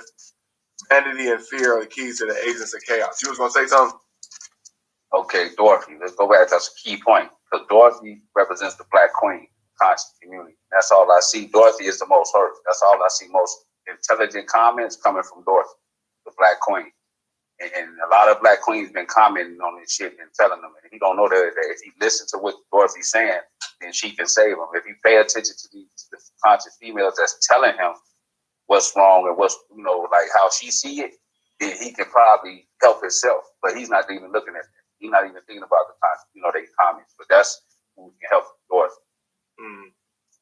And see, he made a video, and you can't take the video back after you don't like the remarks. Like, no, don't share that. Don't nobody share that, y'all. Bogus, y'all. Can't do that. I take that back. So right now, the intimidation, you seen it come out of him with the little ball. The ball has a shaking. That was the intimidation. He gets talk crazy, but he ain't gangster. So it's kind of awkward for him to talk like that. Really, what is you finna do? You know what I'm saying? When we talk gangster, we talk pistol play. We ain't talking, what really can you say? That's why it sounded crazy, because it's incongruent with this role in this conscious, subconscious community. Right. Damn. Right, he ain't finna pop shit, but this towards the end, he gonna tell Sarah Sadie, don't bring them goons. So now you gonna talk all that shit and tell him, man, don't bring them niggas you be bringing. Pussy shit. Pussy always tell on themselves. If you listen, pay attention to them long enough, you're around one long enough, they'll tell on themselves. You talking about what, a fire sign or a fire sign? There's a fire sign period. They tell on themselves all the time. Damn. See, the problem with them is, in the lower nature, they think a lot of people stupid. They think a lot of people what? They don't think they're stupid, but they think they're smarter. They think they're smarter than the average motherfucker. Yeah, but the problem with that is that they think this. So they play people like they're smarter than the average person, but not knowing the average person next to him is way smarter than him. So it kind of looks like they're telling on themselves, because they're unconscious that your conscience might be higher than theirs. See, they think conscious start with theirs is the highest and everything is the lowest. So they gonna talk to people like they know a little bit more. But they are conscious of the fact that his conscience is higher than his. So when he talks to me, he'll be telling on himself. You know what I'm saying? Like in this video, he's unconscious that his people on his level and past him. The only way he found out is when he made the video and got the remarks. That's what I said. They think people stupid. They don't know till it's too late. Damn. But he can't get out that zone because he's going to keep doing this shit. You know what I'm saying? He's going to say, well, okay, I'm going to make another one. I'm going to fix this. I'm going to fix this. I got this, Joe. I know what to tell the people. I'm game. I got game. So his little game is like a 4-year-old to a 20-year-old. You know what I'm saying? So he get out to fix the video, thinking people stupid and say some most stupid shit. Like, I get so many phone calls that as soon as I hung up, the phone rang. That's another, that's stupid shit. That's what he said. That's what he said, right? Yeah, he said that as he was talking, he hung up, and then as soon as he hung up, another phone call came right in as soon as he touched the button. Right. That's cool. Right. And then he was talking about the hat. He tried to play it off under the fire act, kicking it like, yeah, the lady said they liked the hat, though. That type of shit. Yeah, that hat look dumb as hell. Yeah, but you see, he trying to get up out of the jam. And the more he try to get up out of it, the deeper the jam get. That's their chain. And then if any fire side stuck in this lower nature, check your ego, because it's always going to fuck you up. Period. It's going to fuck you straight up. You're going to have to be looking like him. His ego the one made him put on that ball cap. He was trying to look gangster. He didn't know quite what to wear, so he got the Philly cap, the ball on it. You know what I'm saying? That was his ego. Right before when he came in the house, decided to make the video. That's when the ego kicked in. Then he started thinking, I'm Omar Johnson, Prince, who's the dusty nigga think he is. And so he went and researched. Okay, he called a couple of cats. Okay, he stayed with his mama, stay in the basement. Okay, I'm gonna use that. Then he got on there. He got to talking crazy. But that nature, how he did it is something a shorty would do. You know, a grown man at his stature don't do shit like that. You know, you really don't look right. Big ass black nigga sitting in the house talking to a computer with a ball shaking on top of his head. If I was a bystander, I'd be like, what the fuck is he doing? You know, looking in his window. The little ball shaking, he got his arms crossed talking crazy. You know. Right. You look crazy. You know. And then on top of that, still got the aspect of him responding to something. You know, just off GP. Like the way he was talking about. You know, you can break a nigga down and tell it. You know, got this little fucking midget, light skinned, albino motherfucker. He got a Napoleon complex. You know, these are shit you heard before, but there's a lot of light skinned short brothers out here. So how you think they feel and they supporting your ass? Right, he let his emotions get the best of him. That's where they fall at. The ego took over. That's where he fucked up at. That's a lesson for everybody, period. Whether what sign you is. Don't fall in the moment and learn your zodiac so you can check that shit. Because life is always going to bring it to you. Whatever your zodiac is. Like for him, it's the ego. So he always getting challenged with situations that he got to prove himself. His dumb ass fall for it every time. Take the Jay-Z approach. Niggas be shooting shot at Jay-Z back in the day. He didn't say shit. And that was even worse than him saying something. Because he let them know, nigga, you're not even in my world. I don't even smell you, see you. You ain't even worth my motherfucking time to even open my mouth. That feels worse. Like if I'm a rapper and I'm trying to come up and I'm going to shoot shots at the big dog and they don't respond, that make me feel more shitty because I feel like I ain't nothing now. But then when they get to respond, right. Oh shit, I'm the shit, you know, okay. You know, what the fuck could possibly Sarah said he said about this nigga to make him go out of his body like and say the things he's saying, expose himself like this. You know what I'm saying? If you're about African panism, how you think the Africans feel looking at this video? They already think niggas gangster. So when they looking at this video, how you think they feel? This nigga with this ball on top of his head talking about this and that and he the Prince and shit. You gotta answer me, nigga, little fucking midget. So, how do that look to them? I'm an Aquarius. The opposite of Leo is an Aquarius. And okay. Now mind you, I put out videos and I get a lot of fucked up feedback. Because like the videos I put out is, you know what I'm saying, it's for entertainment, but I'm kind of talking shit about your zodiac sign. So, hold on, let me turn this down. So, I'm like, the videos I put out, motherfuckers talk shit on my page all the time, but I don't respond to that shit. You know what I'm saying? Like, I don't give a fuck. You see what I'm saying? So, right. So, air sign can go through the same shit, and it's not a big deal. But why is it a big deal to him? When you say that's his chamber, then what do you mean, though, when you say chamber?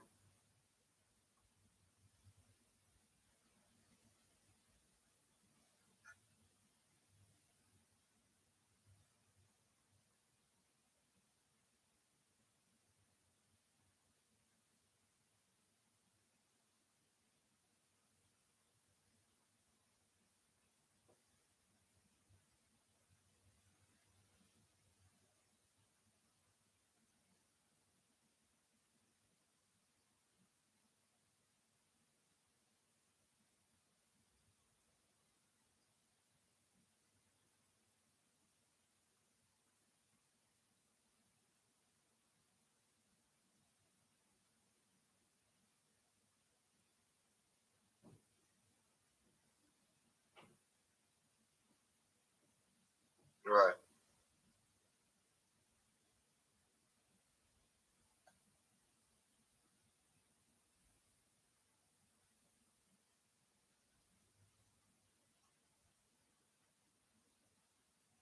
Damn. But they forgave him. The people forgave him, though. The people.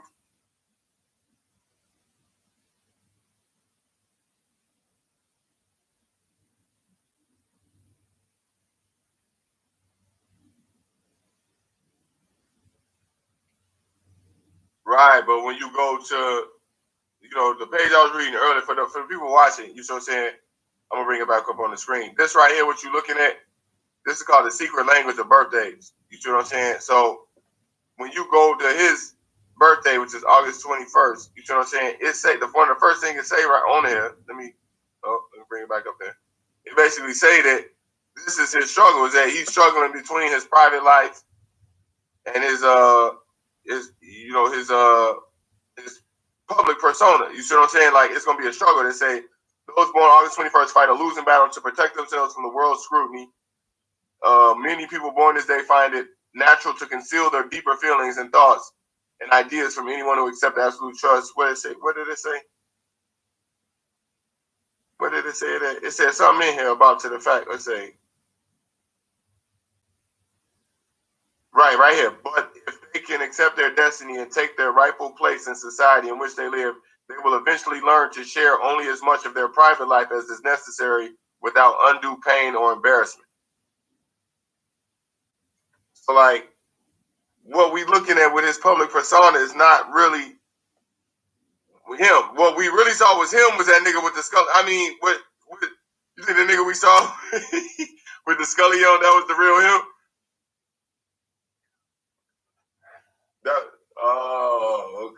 Okay.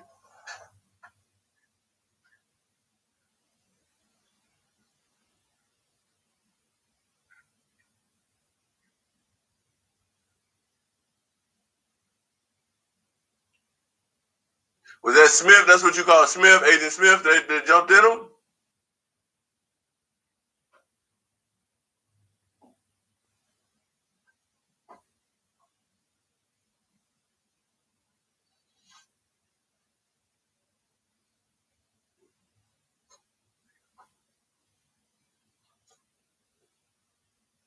Damn.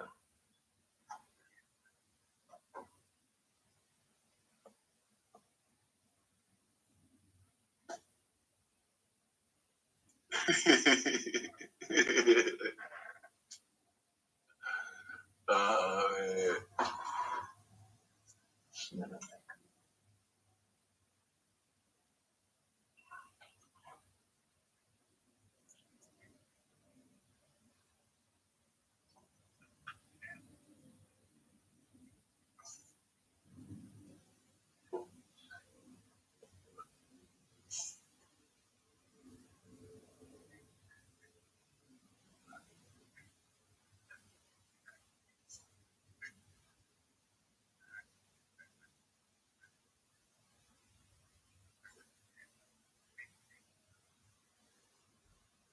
Mm.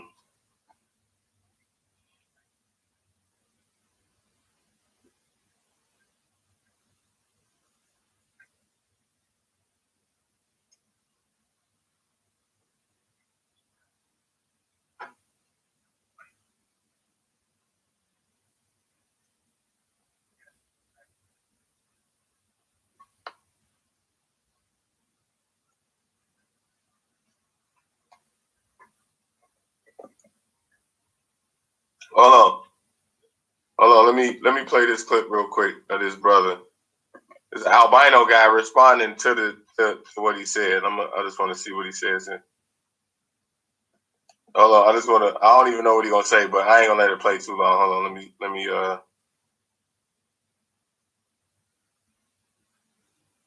hold on. I didn't listen to it either, but I saw it on here. I just want to see what he's saying. Hold on. Let's see. Let me pick it up. Let me see. Hold on. Here we go.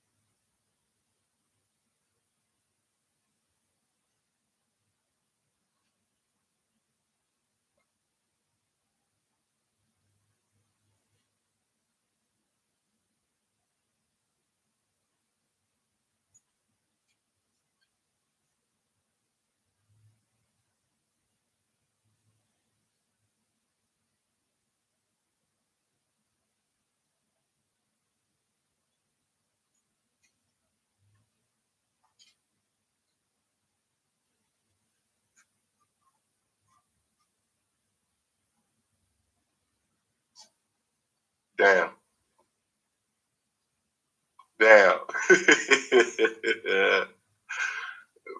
He basically said, you played yourself, you're a clown. Don't you know you got albino and light-skinned people following you? Basically, long story short, you know what I'm saying?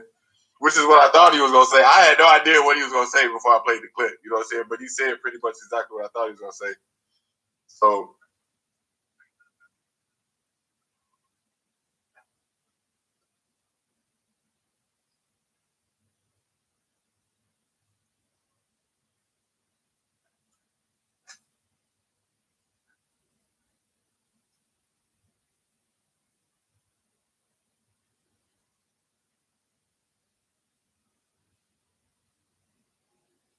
ain't no filter.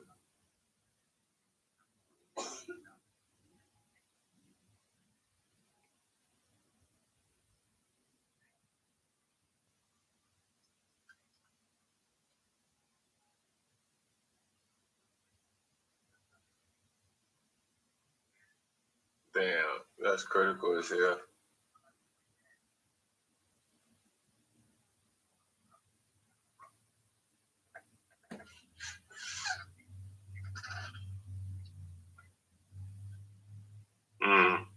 Why you think that is?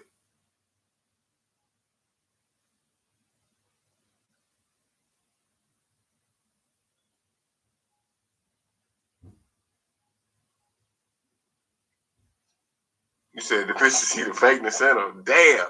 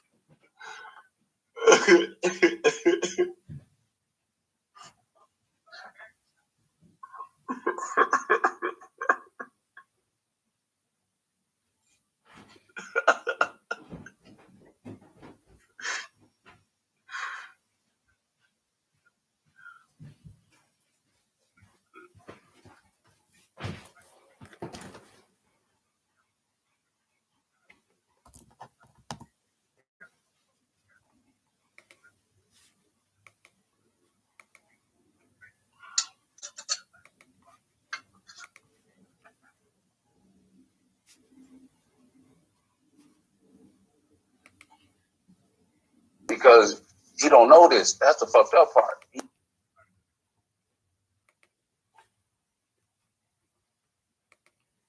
The ego made him pick that phone back up and play that role. The ego made him put that scully cap on with that ball on top. And now he can't take nothing back. That's still there? Yeah, that's fucked up. I'm listening to what you're saying. Yeah, it's fucked up because he don't know this. That's the fucked up part. He has no idea that it's tied into his zodiac, lower nature. And he don't know this. You know what I'm saying? So how is he ever gonna fight if you don't know this? You know, ain't nobody gonna tell you you talk too much. So you gonna keep on talking too much. You know what I'm saying? Unless somebody sits you down and tell you you talking too much. Ain't nobody gonna tell him that. You know what I'm saying? And people trying to talk to him, but is he gonna listen?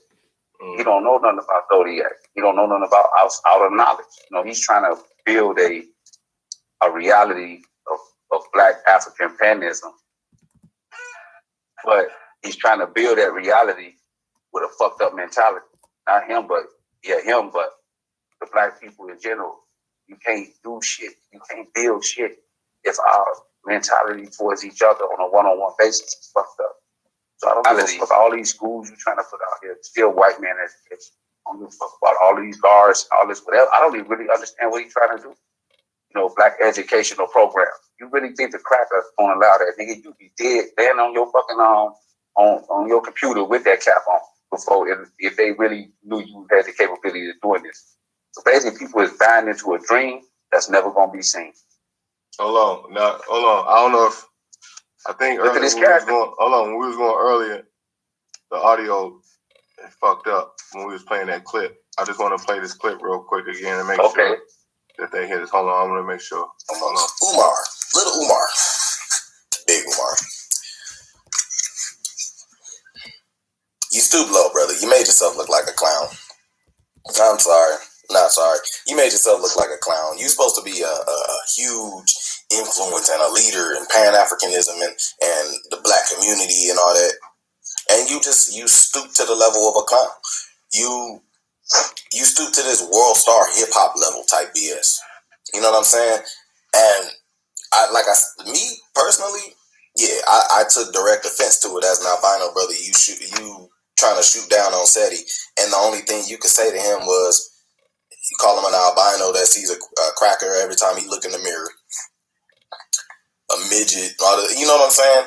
As an albino brother, I'm gonna tell you straight up, you made yourself look like a clown. Like that's just straight up. Did you not think that you had light skin and albino brothers and sisters that was following you? Like, yo, his information is legit.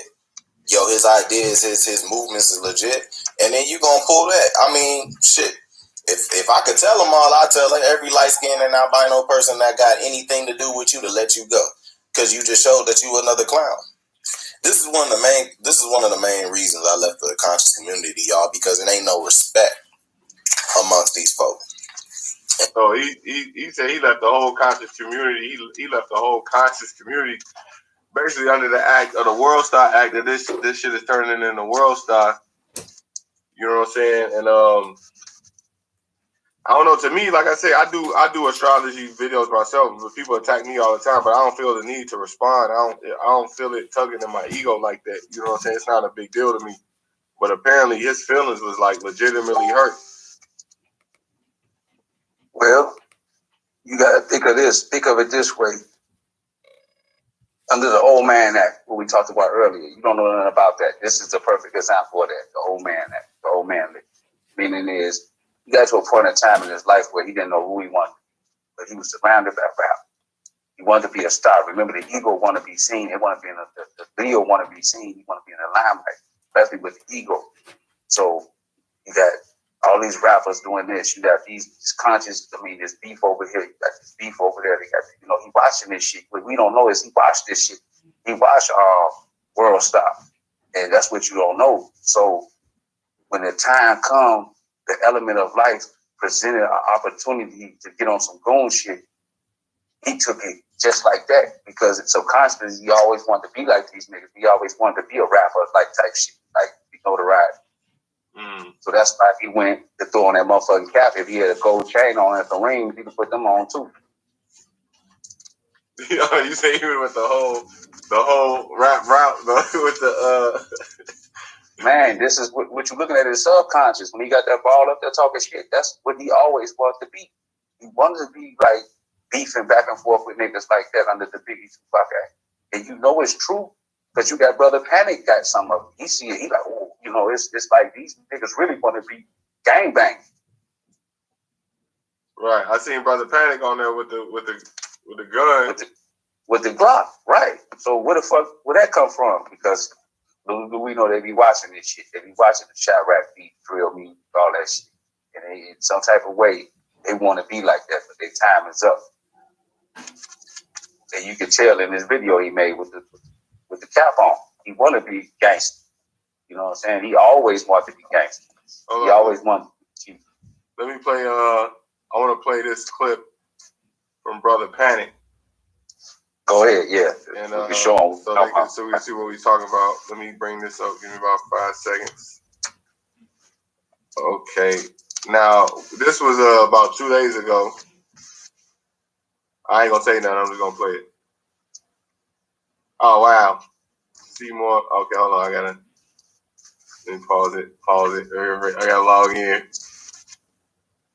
Well, while you doing that, what's happening is an epidemic of ignorance that's being that's happening, and what you're seeing is repetition of fucked up music, murder, kill, repetition of chaos on TV, repetition, repetition. Time, even in the old man age, become accustomed to it, kind of want that taste. So what they had did was fail to the hands of time. You know what I'm saying? They failed to time. Okay. Like when you see him with that video, he wanted to be the gangster. He just can never let you know that. Here we go. Hold on. Okay, here we go. Hotep. Pause. This is Brother Panic speaking. Then he go let it be known. Hold on. He's the elder. Hold on. Conscious people of America, if any of you niggas want to debate, meet me in Harlem anytime, nigga, and I'm ready for a debate. Let's debate, nigga. Debate. Hotep. This is Brother Panic speaking, and let it be known. Conscious people of America, if any of you niggas want to debate, meet me in Harlem anytime, nigga, and I'm ready for a debate. Let's debate, nigga. Debate. You look crazy. You look crazy as hell. Why you got Brother Panic on Facebook flashing the pistol, man? They're being exposed, man. Time is telling, man. It's a new thing going on. But he does. That's the same thing Omar Johnson going through. Kind of wanted to be that gangster motherfucker. He kind of wanted, you seeing their inner child or their inner self come out. They always wanted to do this type of shit.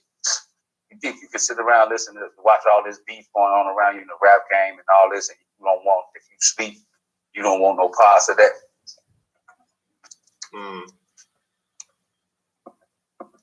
Now, yeah, everybody it's childish, but he don't know he fucking up. He after he get done with that video because it's all childish shit. Like I said before, if I want to introduce a brother to Panic, and I clicked on the first video I seen, like just trusting them, like, Joe, check this out, and they seen this shit, how would that look?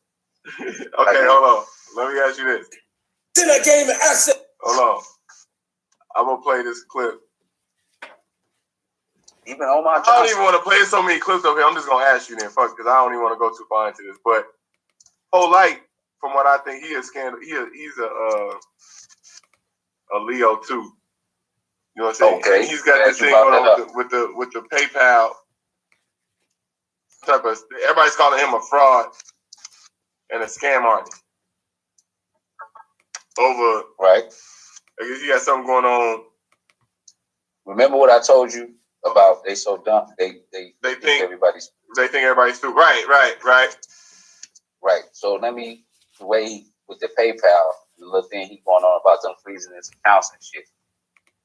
Here. Hold on. My bad. Let me pause this. Wait. I'm sorry. You are not fulfilling orders. And when you were strolling. Pause that. Okay, go ahead. I just had to pause that clip. Go ahead. I apologize. Like I said, remember when I said they thinking is basically just short term. People like they smarter than people. And if nobody never tell you nothing, you gonna think you smarter than the motherfucker until somebody tell you. So by him making that PayPal situation, the PayPal account and trying to tell people that PayPal froze his account and he got a PayPal account that he know nothing about. We all know that nigga slicker than that. They didn't do some slick shit and got caught. And the whole rebuttal to that, he knew if he did get caught or whatever came down to it, his thing was, I ain't never had a PayPal account. That's why he ran to that defense with that, because he knew when he was creating the scheme, if he ever got busted, that's what he was gonna use. That's why he. Hold on, let me play this clip real quick. Hold on, well, let me say this real quick before you do that. Go ahead. Okay. Now, if they freeze in my bank account and I got a situation with PayPal and all this going on, I can give a fuck less to tell anybody online what's going on. I got real problems. You know what I'm saying? Why the fuck would I feel like explaining myself? Well, because you don't want people to think you're a fraud. I would think. No, that ain't what it is. Shit. When you get caught up, then you go explain yourself. It's like getting cheated on. You know what I'm saying? Then you get to talking shit. That's how it is. Like the female catch you up and you start talking shit. That's what the fuck he doing. Okay, you responding to the shit. Like, oh my. All right, hold on. Let me play the clip real quick. Because this brother was kind of saying what you were saying. Hold on, let me check it out. And good morning. I'm gonna title this video "Defense Education." A brother was like, because I don't know who told him that we was as dumb as he thought we were. But yesterday he did that video, about an hour, 2-hour video on how PayPal scammed him. Or no, he was trying to prove that PayPal scammed him, but that shit backfired. But he was trying to explain to the people who didn't receive their products and who was complaining, once again, why that may have occurred. And he was trying to say that PayPal was trying to scam him. Well, it led to, first it was somebody was trying to scam him. Then it was PayPal was trying to scam him.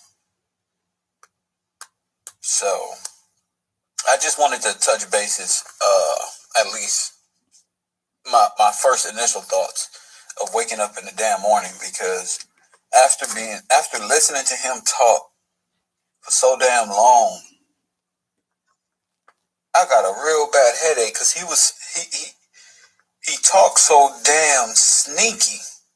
He talks as if he'll be talking to you, and in the middle of you answering his question, he'll be off on to the next 2 or 3, 4, 5 subjects. All right, let me pause that right there. Now he's talking about something I noticed Obama do. A lot of times, Obama, Obama Leo too. You know what I'm saying? And Obama do this. Hold on. Damn. Let me make sure I got this right. Okay, yeah, Obama do this a lot in that he know how to shift around questions. Like, when Obama was running for president, they asked him a question and he knew how to answer without saying shit type shit. You know what I'm saying? And basically that's the same thing that this brother was saying about Polite when he was trying to explain the situation about the the PayPal and shit. He was basically diving around. Say what? Like a brother. A brother was in the audience. Obama was talking one day on the podium, and it was a chance for the people to speak. The brother said, "Obama, what about the people that sit out of jail just can't get a job? Y'all got to lock out of society." Right. Speak into the phone a little bit more. It's getting a little low. He said, "What about the people that can't get a job? And the brothers that just got out of penitentiary trying to get a job and make a way for themselves." Obama said, "Oh, well, just to let you know, in case you didn't know, there's programs out there for that." Next question. Think about that. He didn't say shit. Damn. The nigga already knew his fucking programs, you know what I'm saying? But he didn't say shit. And that's the shit Polite be doing. The way when he talk from a standpoint that I know every fucking thing. You just listen to him, that I know every fucking thing. So is it all Leos that be like this, or just the lower self ones, or if they don't know that they got this shit going on? So what is this? Like, why are we seeing these similarities? The ones that's in the lower self, the ones that's not in tune with the zodiac, and the ones that's not paying attention to themselves. That's why you seeing this shit with the Leo, because you can have all the knowledge in the world, but if you don't know nothing about yourself, this shit don't amount to nothing. None of these niggas know nothing about the zodiac. They don't study the zodiac. I know they probably do, but I know they don't talk about it. You know what I'm saying? But if they did, they would know. They would know how to handle themselves accordingly, but they don't. And they in their lower nature. They still in the lower nature of the zodiac. If it weren't for Polite running around with 3 wives, really, who would he be with the gold shoes on? I mean, come on, man. You got the gold shoes on. You can see the Wizard of Oz coming out of his feet. What's the name? Dorothy had the heels that click. This nigga got gold shoes on running around. And he studied wearing them gold shoes, them his favorite shoes, Right. Yeah. Yeah, still make them look down and still make them look like, yeah, nigga, I got the Benz, I got the $300 shoes, I got the, you know what I'm saying? But you at a police meeting, finna talk to the authorities or the enemy about the enemy, finna talk to the enemy about the enemy shit. Like, I don't know how that works, but yeah. Damn. You can still tell appearance still matter like that. And basically that nigga, like I say, all you gotta do is sit back and listen to Polite. You can just be like, "Oh, this nigga full of shit." If you just sit back and listen, don't go too close to the TV. Just stand back and listen. You'll hear he's just talking about a whole bunch of rhetoric. God damn. So most of the Leos I know are into like tribal shit. Like they like to see niggas act tribal. Like they like, you know what I'm saying, hip hop, like groups, like, you know what I'm saying, G Unit versus the concept like G Unit versus Dipset or goddamn it, you know what I'm saying, or like, D Block and Mobb Deep and like, you know what I'm saying, like the tribal aspect of hip hop or the tribal aspect of sports, and then like you got the Bears versus the Vikings, or you got the Philadelphia Eagles. Like a lot of times you see him wear the Eagles hats, or you see him wearing the sports hats and stuff like that. You know what I'm saying? You see on Umar constantly repping Philly. You know what I'm saying, with the sports teams, and a lot of the stuff they're talking about is Pan-Africanism, but you always see him in some type of Philly. Whether it's the Philly, like he had the Philly hat on. You know what I'm saying? Like you always see him representing Philly or some type of sports. Even though he's talking about Pan-Africanism and stuff like that, the reason you're looking at that is because that's the Leo spirit. You know what I'm saying, with the sports and the tribal aspect, the competitive nature, right? The competitive nature, especially through sports, of a Leo. Now, if you claim to be Pan-African and you walking around with a Philadelphia Eagles, not nothing wrong with repping your city, but like, ain't that kind of like a contradiction in theory though? Like, should he really be wearing that if he's supposed to be promoting Pan-Africanism? But to us, we don't give a fuck in America. But over there in Africa and all that, no, he shouldn't, because they look at him like, oh, gangster. They don't like that shit. That gangster shit. They don't like that shit. No. On top of that, look how he's acting. Look at his demeanor. How can I listen to this man and take him serious? How can my father take this man serious? You know what I'm saying? Talking like that. Yeah, it sounds like some world star hip hop shit. Thank you. And then next, you're gonna see him with a suit on the next day in the Pan-African meet, trying to talk intellectual. He did shit like, where are you with this?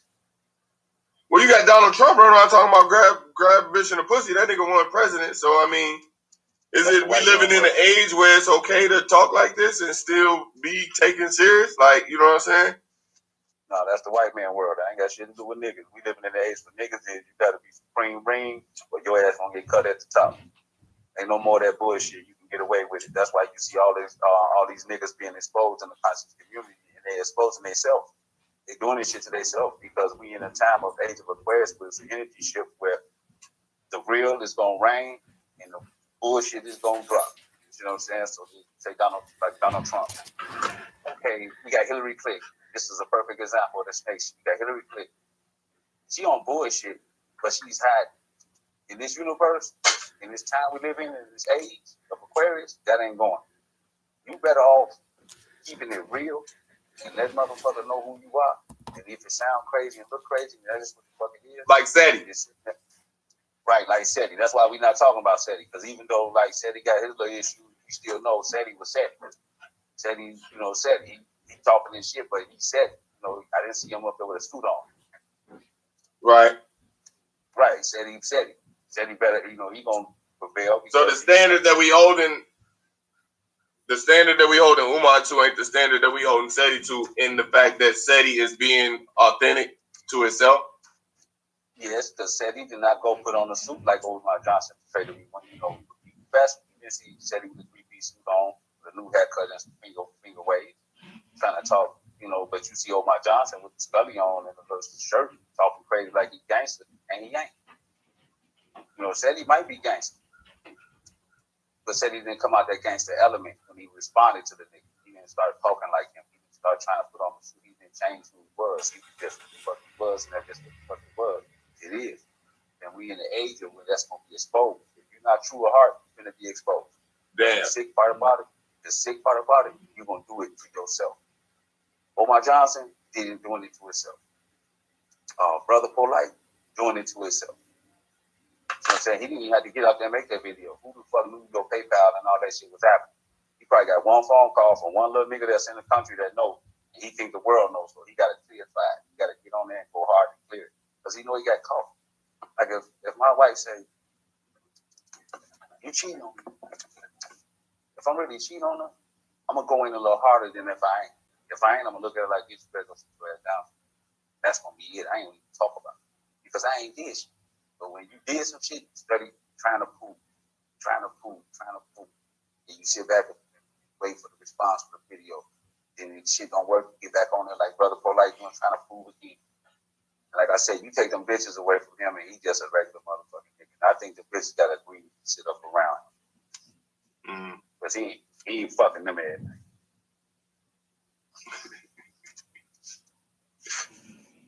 Damn, man. You can't be a pimp without that nature. He don't got that pimp nature. So he ain't no pimp. You can't be a player without that nature. what Paul Lightning did was took a lot of information from niggas around him, conscious people that he grew up with and ran with it. You know, this nigga tell you in a minute, like, okay, let me give you an example. Perfect example. He came to Chicago. Me and blah, blah, you remember? Paul Lightning. And we actually was going to support him. We actually was going to go see him. We was in our office, and we was going to go to over there where his bookstore at. And it's on the south side. I forgot all about that shit. Right. Oh, let me bring that clip up. Right. I forgot all about that shit. Right. So we thinking he's sincere. Oh, let me bring that clip up. Right. Right. When you get there, he talking about Joe ain't nothing moving unless you got some money. Nigga like, wait a minute, nigga, we got our body in our lamb. Fuck me. You know, you seen that they wasn't even nothing to talk about. He just wanted straight money. He wanted you to come in, pay for his election, get the fuck on. That me on the other hand. Yeah. I've seen what's been going on here. I took the time. If I seen another guy body, I'm gonna suck with him. You get in for free. But I'm not finna pay you nigga, you know what I'm saying? Like that. His whole demeanor was just straight brave. Right. This is after we had filmed the whole bookstore. We went in the bookstore, his wives was in there. They was painting and stuff. This was in the Wild Hunters in Chicago. Me and Brother Dawa had bumped into it. And this was the bookstore that they were setting up. And yeah, right. And we came back a week later when he had it set up, and he wouldn't even let us in the door unless we paid him.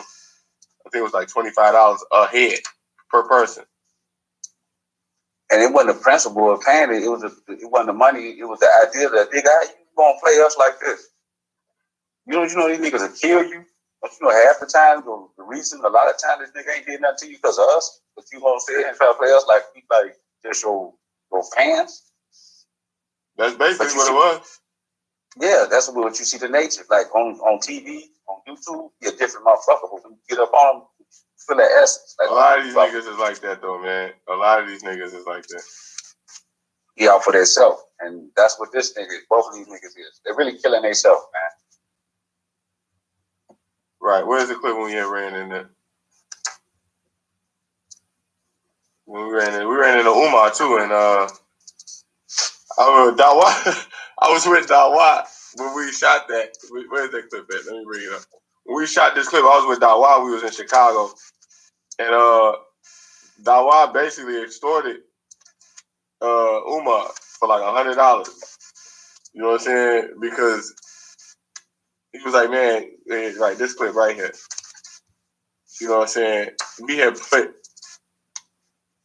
you know what I'm saying? Umar was in Chicago, and Dawa had came to him and was like, man, like, I need some money, basically. You know what I'm saying? Because Dawa had put him on his TV show. You know, they had Dawa had his TV show going. And when Umar came to Chicago and was making, you know, people were donating, Dawa basically was like, hey man, you know, well, because I put you on TV back in the day, you know what I'm saying, I need some of that money. And Umar gave it to him, you know what I'm saying, from what I remember, you know what I'm saying, it was cool. Yeah, but he gave it to him. He gave it to him because, like I said, nigga, they ain't gangster for real. Put it like that. I want to give the nigga shit, but they ain't gangster. So he gave it to him because he ain't know, he was scared. Right. See, we chopped it up with all these niggas. Y'all don't get it twisted. You know what I'm saying? We sat down right next to him. It just like, you know, when we talked to him, we realized these niggas sleep too. Just basically, make a long story short. Even Polite sleep too. Polite is like this. Close your eyes and I'm going to read this book. And then I'm going to tell you after it's done that all that came from my mind and my mouth. That's Polite. Like, hold on, let me get this book out this library. All right. I'm going to give you some knowledge, Joe. I'm going to give you some knowledge. Close your eyes. And then I'm going to read straight from a book. And then once you bet them and close the book, open your eyes. Everything I just told you, I learned that myself. That didn't come from no book like that. That's how all he doing is regurgitating shit. That man could read a lot of books and he just regurgitated them. I was at that stage when I first started reading everything, trying to learn the thing, go with all these words, and then shoot out to talk to a nigga. And didn't really understand what I was saying, but I knew the words. I just was saying shit, you know, whatever book I read, I just repeated without really knowing the true meaning dog talking. And that's what Polite do, he dog talk. A lot of that shit he talk don't got no goddamn essence to it. You can't take that shit home and do nothing with it. Now all of a sudden, he realized he get a little money from the white man. play with the white man. So now all of a sudden, you got to notice that type of cat. He'll speak on against one thing, and then when it become convenient for him, he'll try to speak it into his program. Now he's standing up to next to white people and all this shit, and he say, "Well, you know, the white man ain't all that bad. You know, you just gotta we can't hate everybody. You know, that type of shit." Right, because it's gonna help push his agenda. Yeah, if it help push his agenda. It's like now he's talking about a video. He's talking about niggas from the hood, like some shit about I ain't with the black movement no more. Right. And what that little shit is what is it? Is the white man the devil? What was that? He said the white man ain't the devil or some shit. Right. That's how. Right. That's why he try to put a spin on shit, and it's all for publicity. It ain't got shit to do with learning. Mm-hmm. But what he do, if it's convenient for him, he gonna use it. If it ain't convenient for him, then you know, like I said, he got to be around white people now. He supposed to be a life coach, so he got to be around a lot of crackers. So he's trying to think of a slick way to put this God body Afrocentric shit to suit the fact that he got to be his clients is a lot of crackers, or might be crackers. So now, before he did that, it was pro-life, black power. Then when the cracker gave him $1,000 and said, "Tell me something," now is, you know, we all got to get along. And that's his thing. That's pro-life thing. He's a fucking joke.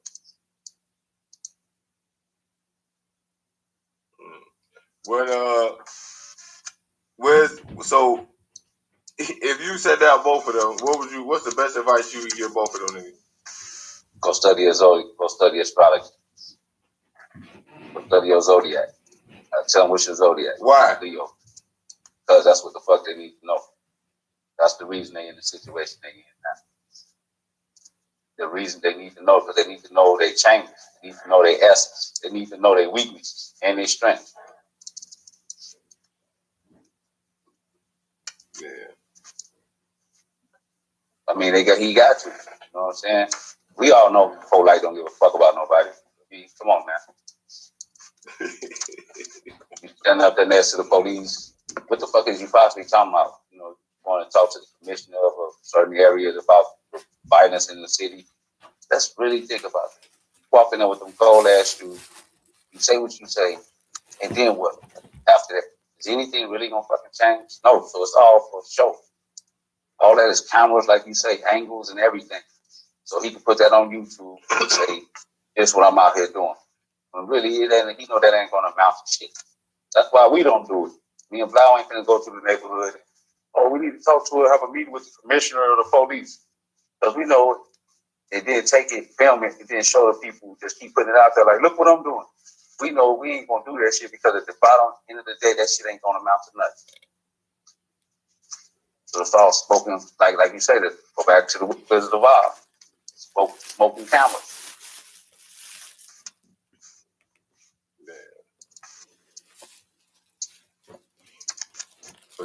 More positioning, less action. It's all position. You know what I'm saying? The white's position. It's all position, man. It's all position. There's no really sincerity in them. Really, what people don't know is all they doing is stroking their ego. All this constant shit you see them kicking, all these places you see them going, talking about they fighting for this, they just stroking their ego. Feel like this, like a rapper who love attention. But when it comes to community, it's a little different type of attention. Yeah, they turn this shit to world style, like the albino dude said. Yeah, it's attention. It's all it is. It's a different type of attention, man. They really, man, come on, man. He really don't give a fuck. He really ain't thinking about, like, when you listen to him, what is they talking about? What do you come up with from, you know, Blau when you listen to him talk? You know, it sounds like the same shit that niggas was kicking in the 60s and shit that, you know what I'm saying, that when you first heard it, it sounded ruthless as hell. But then once you start to realize that, like, it's the same shit they was talking in the 60s and 70s. And, like, this shit didn't amount to shit then. You know what I'm saying? So, like, what the fuck why is we talking in circles? You know what I'm saying? Exactly. What's the fruit? Like I say, man, judge a motherfucker by the fruit, not necessarily about what they say or how the fuck it make you feel. Like, where's the fruit? Like, show me the fruit from this shit. Other than you, other than him. I don't see no fruit in the society. I don't see nothing, in the masses that they, that they teach. I can't even take none of this shit they saying home. This is what we talk about. Like, fuck all that extraterrestrial shit y'all talking out in space. What could I take to the crib with me? I can't take Pan-Africanism to the crib. I don't even, the fuck is that going to do?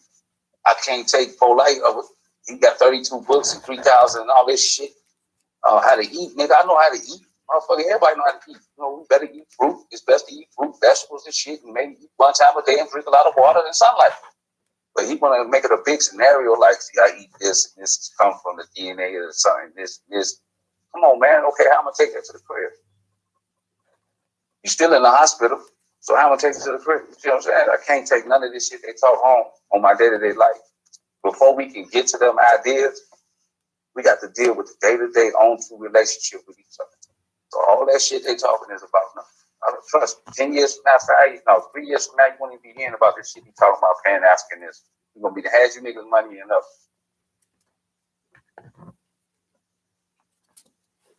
And You can't take none of that Stargate shit home. It just sound like who the smartest. When polite talking is basically a contest of who the smartest. Who know the most words? Look how you word this shit. Like, what type of words you know? He go out there and debate with the motherfucking Israelites. Come on, man. Really?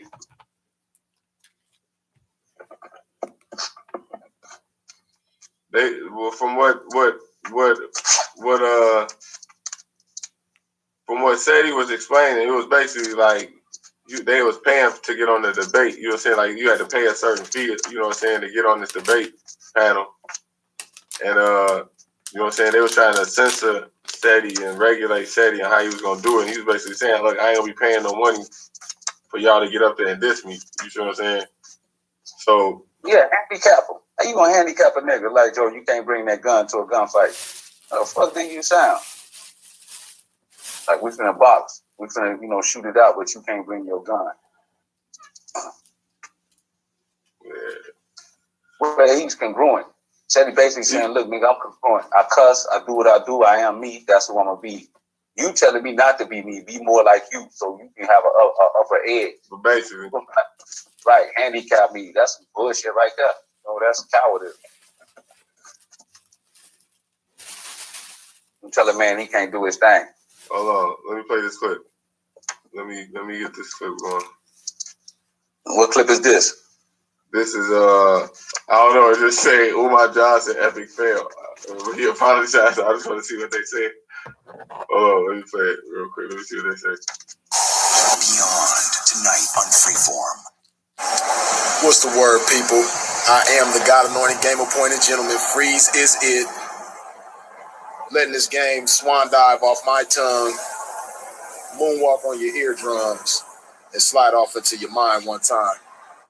I'm over here with my bro, Sinful, in this beautiful Scottsdale. We getting all right, see, this nigga trying to be a pimp. I'm trying to get to the point what the fuck he's saying. Hold on. that in mind, they're bound to make mistakes. But what's disappointing, like I say, is when you have someone like Dr. Umar Johnson, who is in the position of power that he's in the position of leadership that he's in, and he comes with an apology.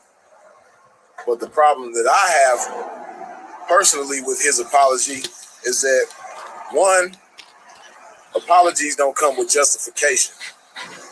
Well, I'll say sincere apologies. Sincere apologies don't come with justification, for one. And then another thing sincere apologies don't come with is attachments of other people.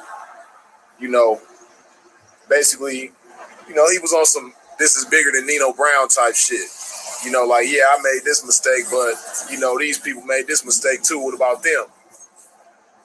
But see, what he has to keep in mind is that, everybody's not Dr. Umar Johnson, So what I mean by that is everybody doesn't have the same position in life that he has. Everybody doesn't have the same power that he has. So because of that, not everybody has the same level of accountability that Dr. Umar Johnson has. So because of that, it's wrong of him to point the finger at other people, you know, for their part in a mess that was initiated by him. Well, not necessarily initiated. I know it was probably initiated by, you know, the statements made by General Seti, but it escalated to a certain level because of Dr. Umar's response. So, you know, everyone's reaction is based on what he did. You know, so for him to attack people and then, you know, like I say, the apology, it just wasn't sincere. That's some real shit. He said, he was basically saying, you know, his response is what escalated all of this shit. So for him to attack motherfuckers based on the fact that if he never responded that way, he wouldn't have had to, you know what I'm saying, come back and apologize or do the shit he did in the first place, you know what I'm saying, if he would have sat back. But for him to turn around and, like, he's basically saying when he apologized, he was justifying what the fuck he did and still criticize, you know what I'm saying, and still talking shit. And he was like, nigga, you wouldn't have to be talking shit or nothing. He's like, nigga, you the nigga that chose to jump out that motherfucking window and do the shit you did. So the apology wasn't sincere. Basically, that's what he was saying. That's what I was trying to tell y'all. They don't give a fuck. That's what I'm trying to tell you. All that shit is smoke and mirrors. When you're dealing with these cats, they don't give a flying fuck. That wasn't a apology. That was him trying to fix his ego. On the surface, it looked like he apologized and he addressing the situation better. But in reality, he trying to fix his ego, trying to look back good again, trying to look like the friend. That's all that shit was about. That's fucked up. Like, that's why he kept coming out of his body, even in his so-called apology. He can't help it. That's why we say learn about the Zodiac. That shit is in him. That's his damn nature. He can't help talking that shit. Yeah, how you gonna talk shit to the people about a video you made? And then he said, I'm gonna delete it. Like, yeah, like I told you, I said he gonna delete that shit. Yeah, you can't. That's the shit motherfuckers don't know about the internet, nigga. You can't delete shit, nigga. Once you put shit out on the internet, nigga, is that motherfuckers can grab it, do what the fuck. You can't delete shit off the internet. Nah, he gonna delete it. Now, why you gonna delete it? You just spent all that time, an hour making it. Now you gonna delete it? Why? He should have deleted it when that motherfucking phone rang and he did that. Why would you put that shit out knowing like that? I told you that they think they're smarter than people. That's how it looked. They think people is not that bright. Put it like that. So he figured, fuck it, they won't notice. How the fuck you gonna figure a nigga ain't gonna notice, nigga? Like, what the fuck? Because in his vocabulary, mental structure, he don't see nothing higher than that. Yeah, in his mind, like, nigga tweak. They ain't gonna pick up on it. That's how he think. Because you gotta remember, he always talking to people. People always asking him questions. So that's even stroking his ego even more. So he think he really smarter than motherfuckers. So when he do some shit like that under the Lord nature of the Leo, it's the never mind the man behind the hidden curtain. So it's like we go pull back that curtain and he's still sitting there talking behind that machine like he this great monster. And he look at us and then turn around and keep talking. That's what that was. Like, nigga, we see you. What the fuck? You gonna see us see you and act like we don't see you. Right. But that's what you see. Right. Hold on. Let me play that little part real quick. So they can just have a concrete reference for what the fuck you talking about. Hold on. Go ahead. You can look in his eye. Tell he knew you should have did that. Tomorrow? Oh, but I want to go home now. You've had plenty of time already. Yeah. Do not arouse the wrath of the great and powerful Oz. I said come then tomorrow. If you are really great and powerful, you'll keep your promises. Do you presume to criticize the great Oz? You ungrateful creatures think yourselves lucky that I'm giving you audience tomorrow instead of 20 years from now. Oh, the great Oz has spoken. Oh, pay no attention to that man behind the curtain. The great Oz has spoken. Who are you? Oh, I am the great and powerful Wizard of Oz. You are? I don't believe you. No, I'm afraid it's true. There's no other wizard except me. You humbug! Yes, it's exactly so. I'm a humbug. Oh, you're a very bad man. Oh, no, my dear. I'm a very good man. I'm That's just a him. very bad wizard. He said, I'm not a bad man. I'm just a bad wizard. There you go. I'm not a bad man. I'm just a bad gangster. Bad at being a gangster. Oh, no, shit, wait, my hold on. dear. I'm a very good man. Hold on. I'm just a very bad wizard. Well, What about the heart that you promised Tin Man? And the courage that you promised Cowardly Lion? well, And Scarecrow brain. Brain? Why, Hold on. anybody can have a brain. That's a very... Damn, okay. Yeah, man, shit, but we call it Wizard of Oz, though, in Hood X. What, now, that's the avatar for fire signs. You see what I'm saying? The negative zodiac avatar fire. When we say avatar, what you mean by avatar? A possession of a deity or a spirit possession. Say what?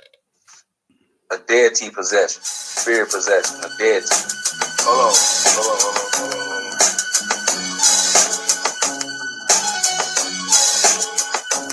You said a spirit possession of a deity?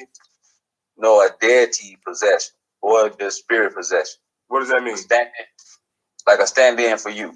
You got you when you was born, then you got your avatar, who you think you is, what they created you to be. What the world created you to be. Well, avatar is like the light avatar. You know, you see this type of energy in nature. Certain people, even though they got different faces and bodies, you know, like that, but you still see the same dynamic. So under the Wizard of Oz avatar, how would this pertain to him that he still got that man behind that? The man behind the curtain? Oh, shit. I think we lost Poe. All right, but I guess we're going to end it here. Make sure you like. Let me bring that back up. Make sure you like us on Facebook. Where is it at? Nope. Yeah, make sure you like Godspeed on Facebook. We appreciate it. This tonight is Umar Johnson's and Leo. Make sure you check out the Wizard of Oz avatar on hoodx.com. Like Godspeed. Make sure you like the page. We out of here.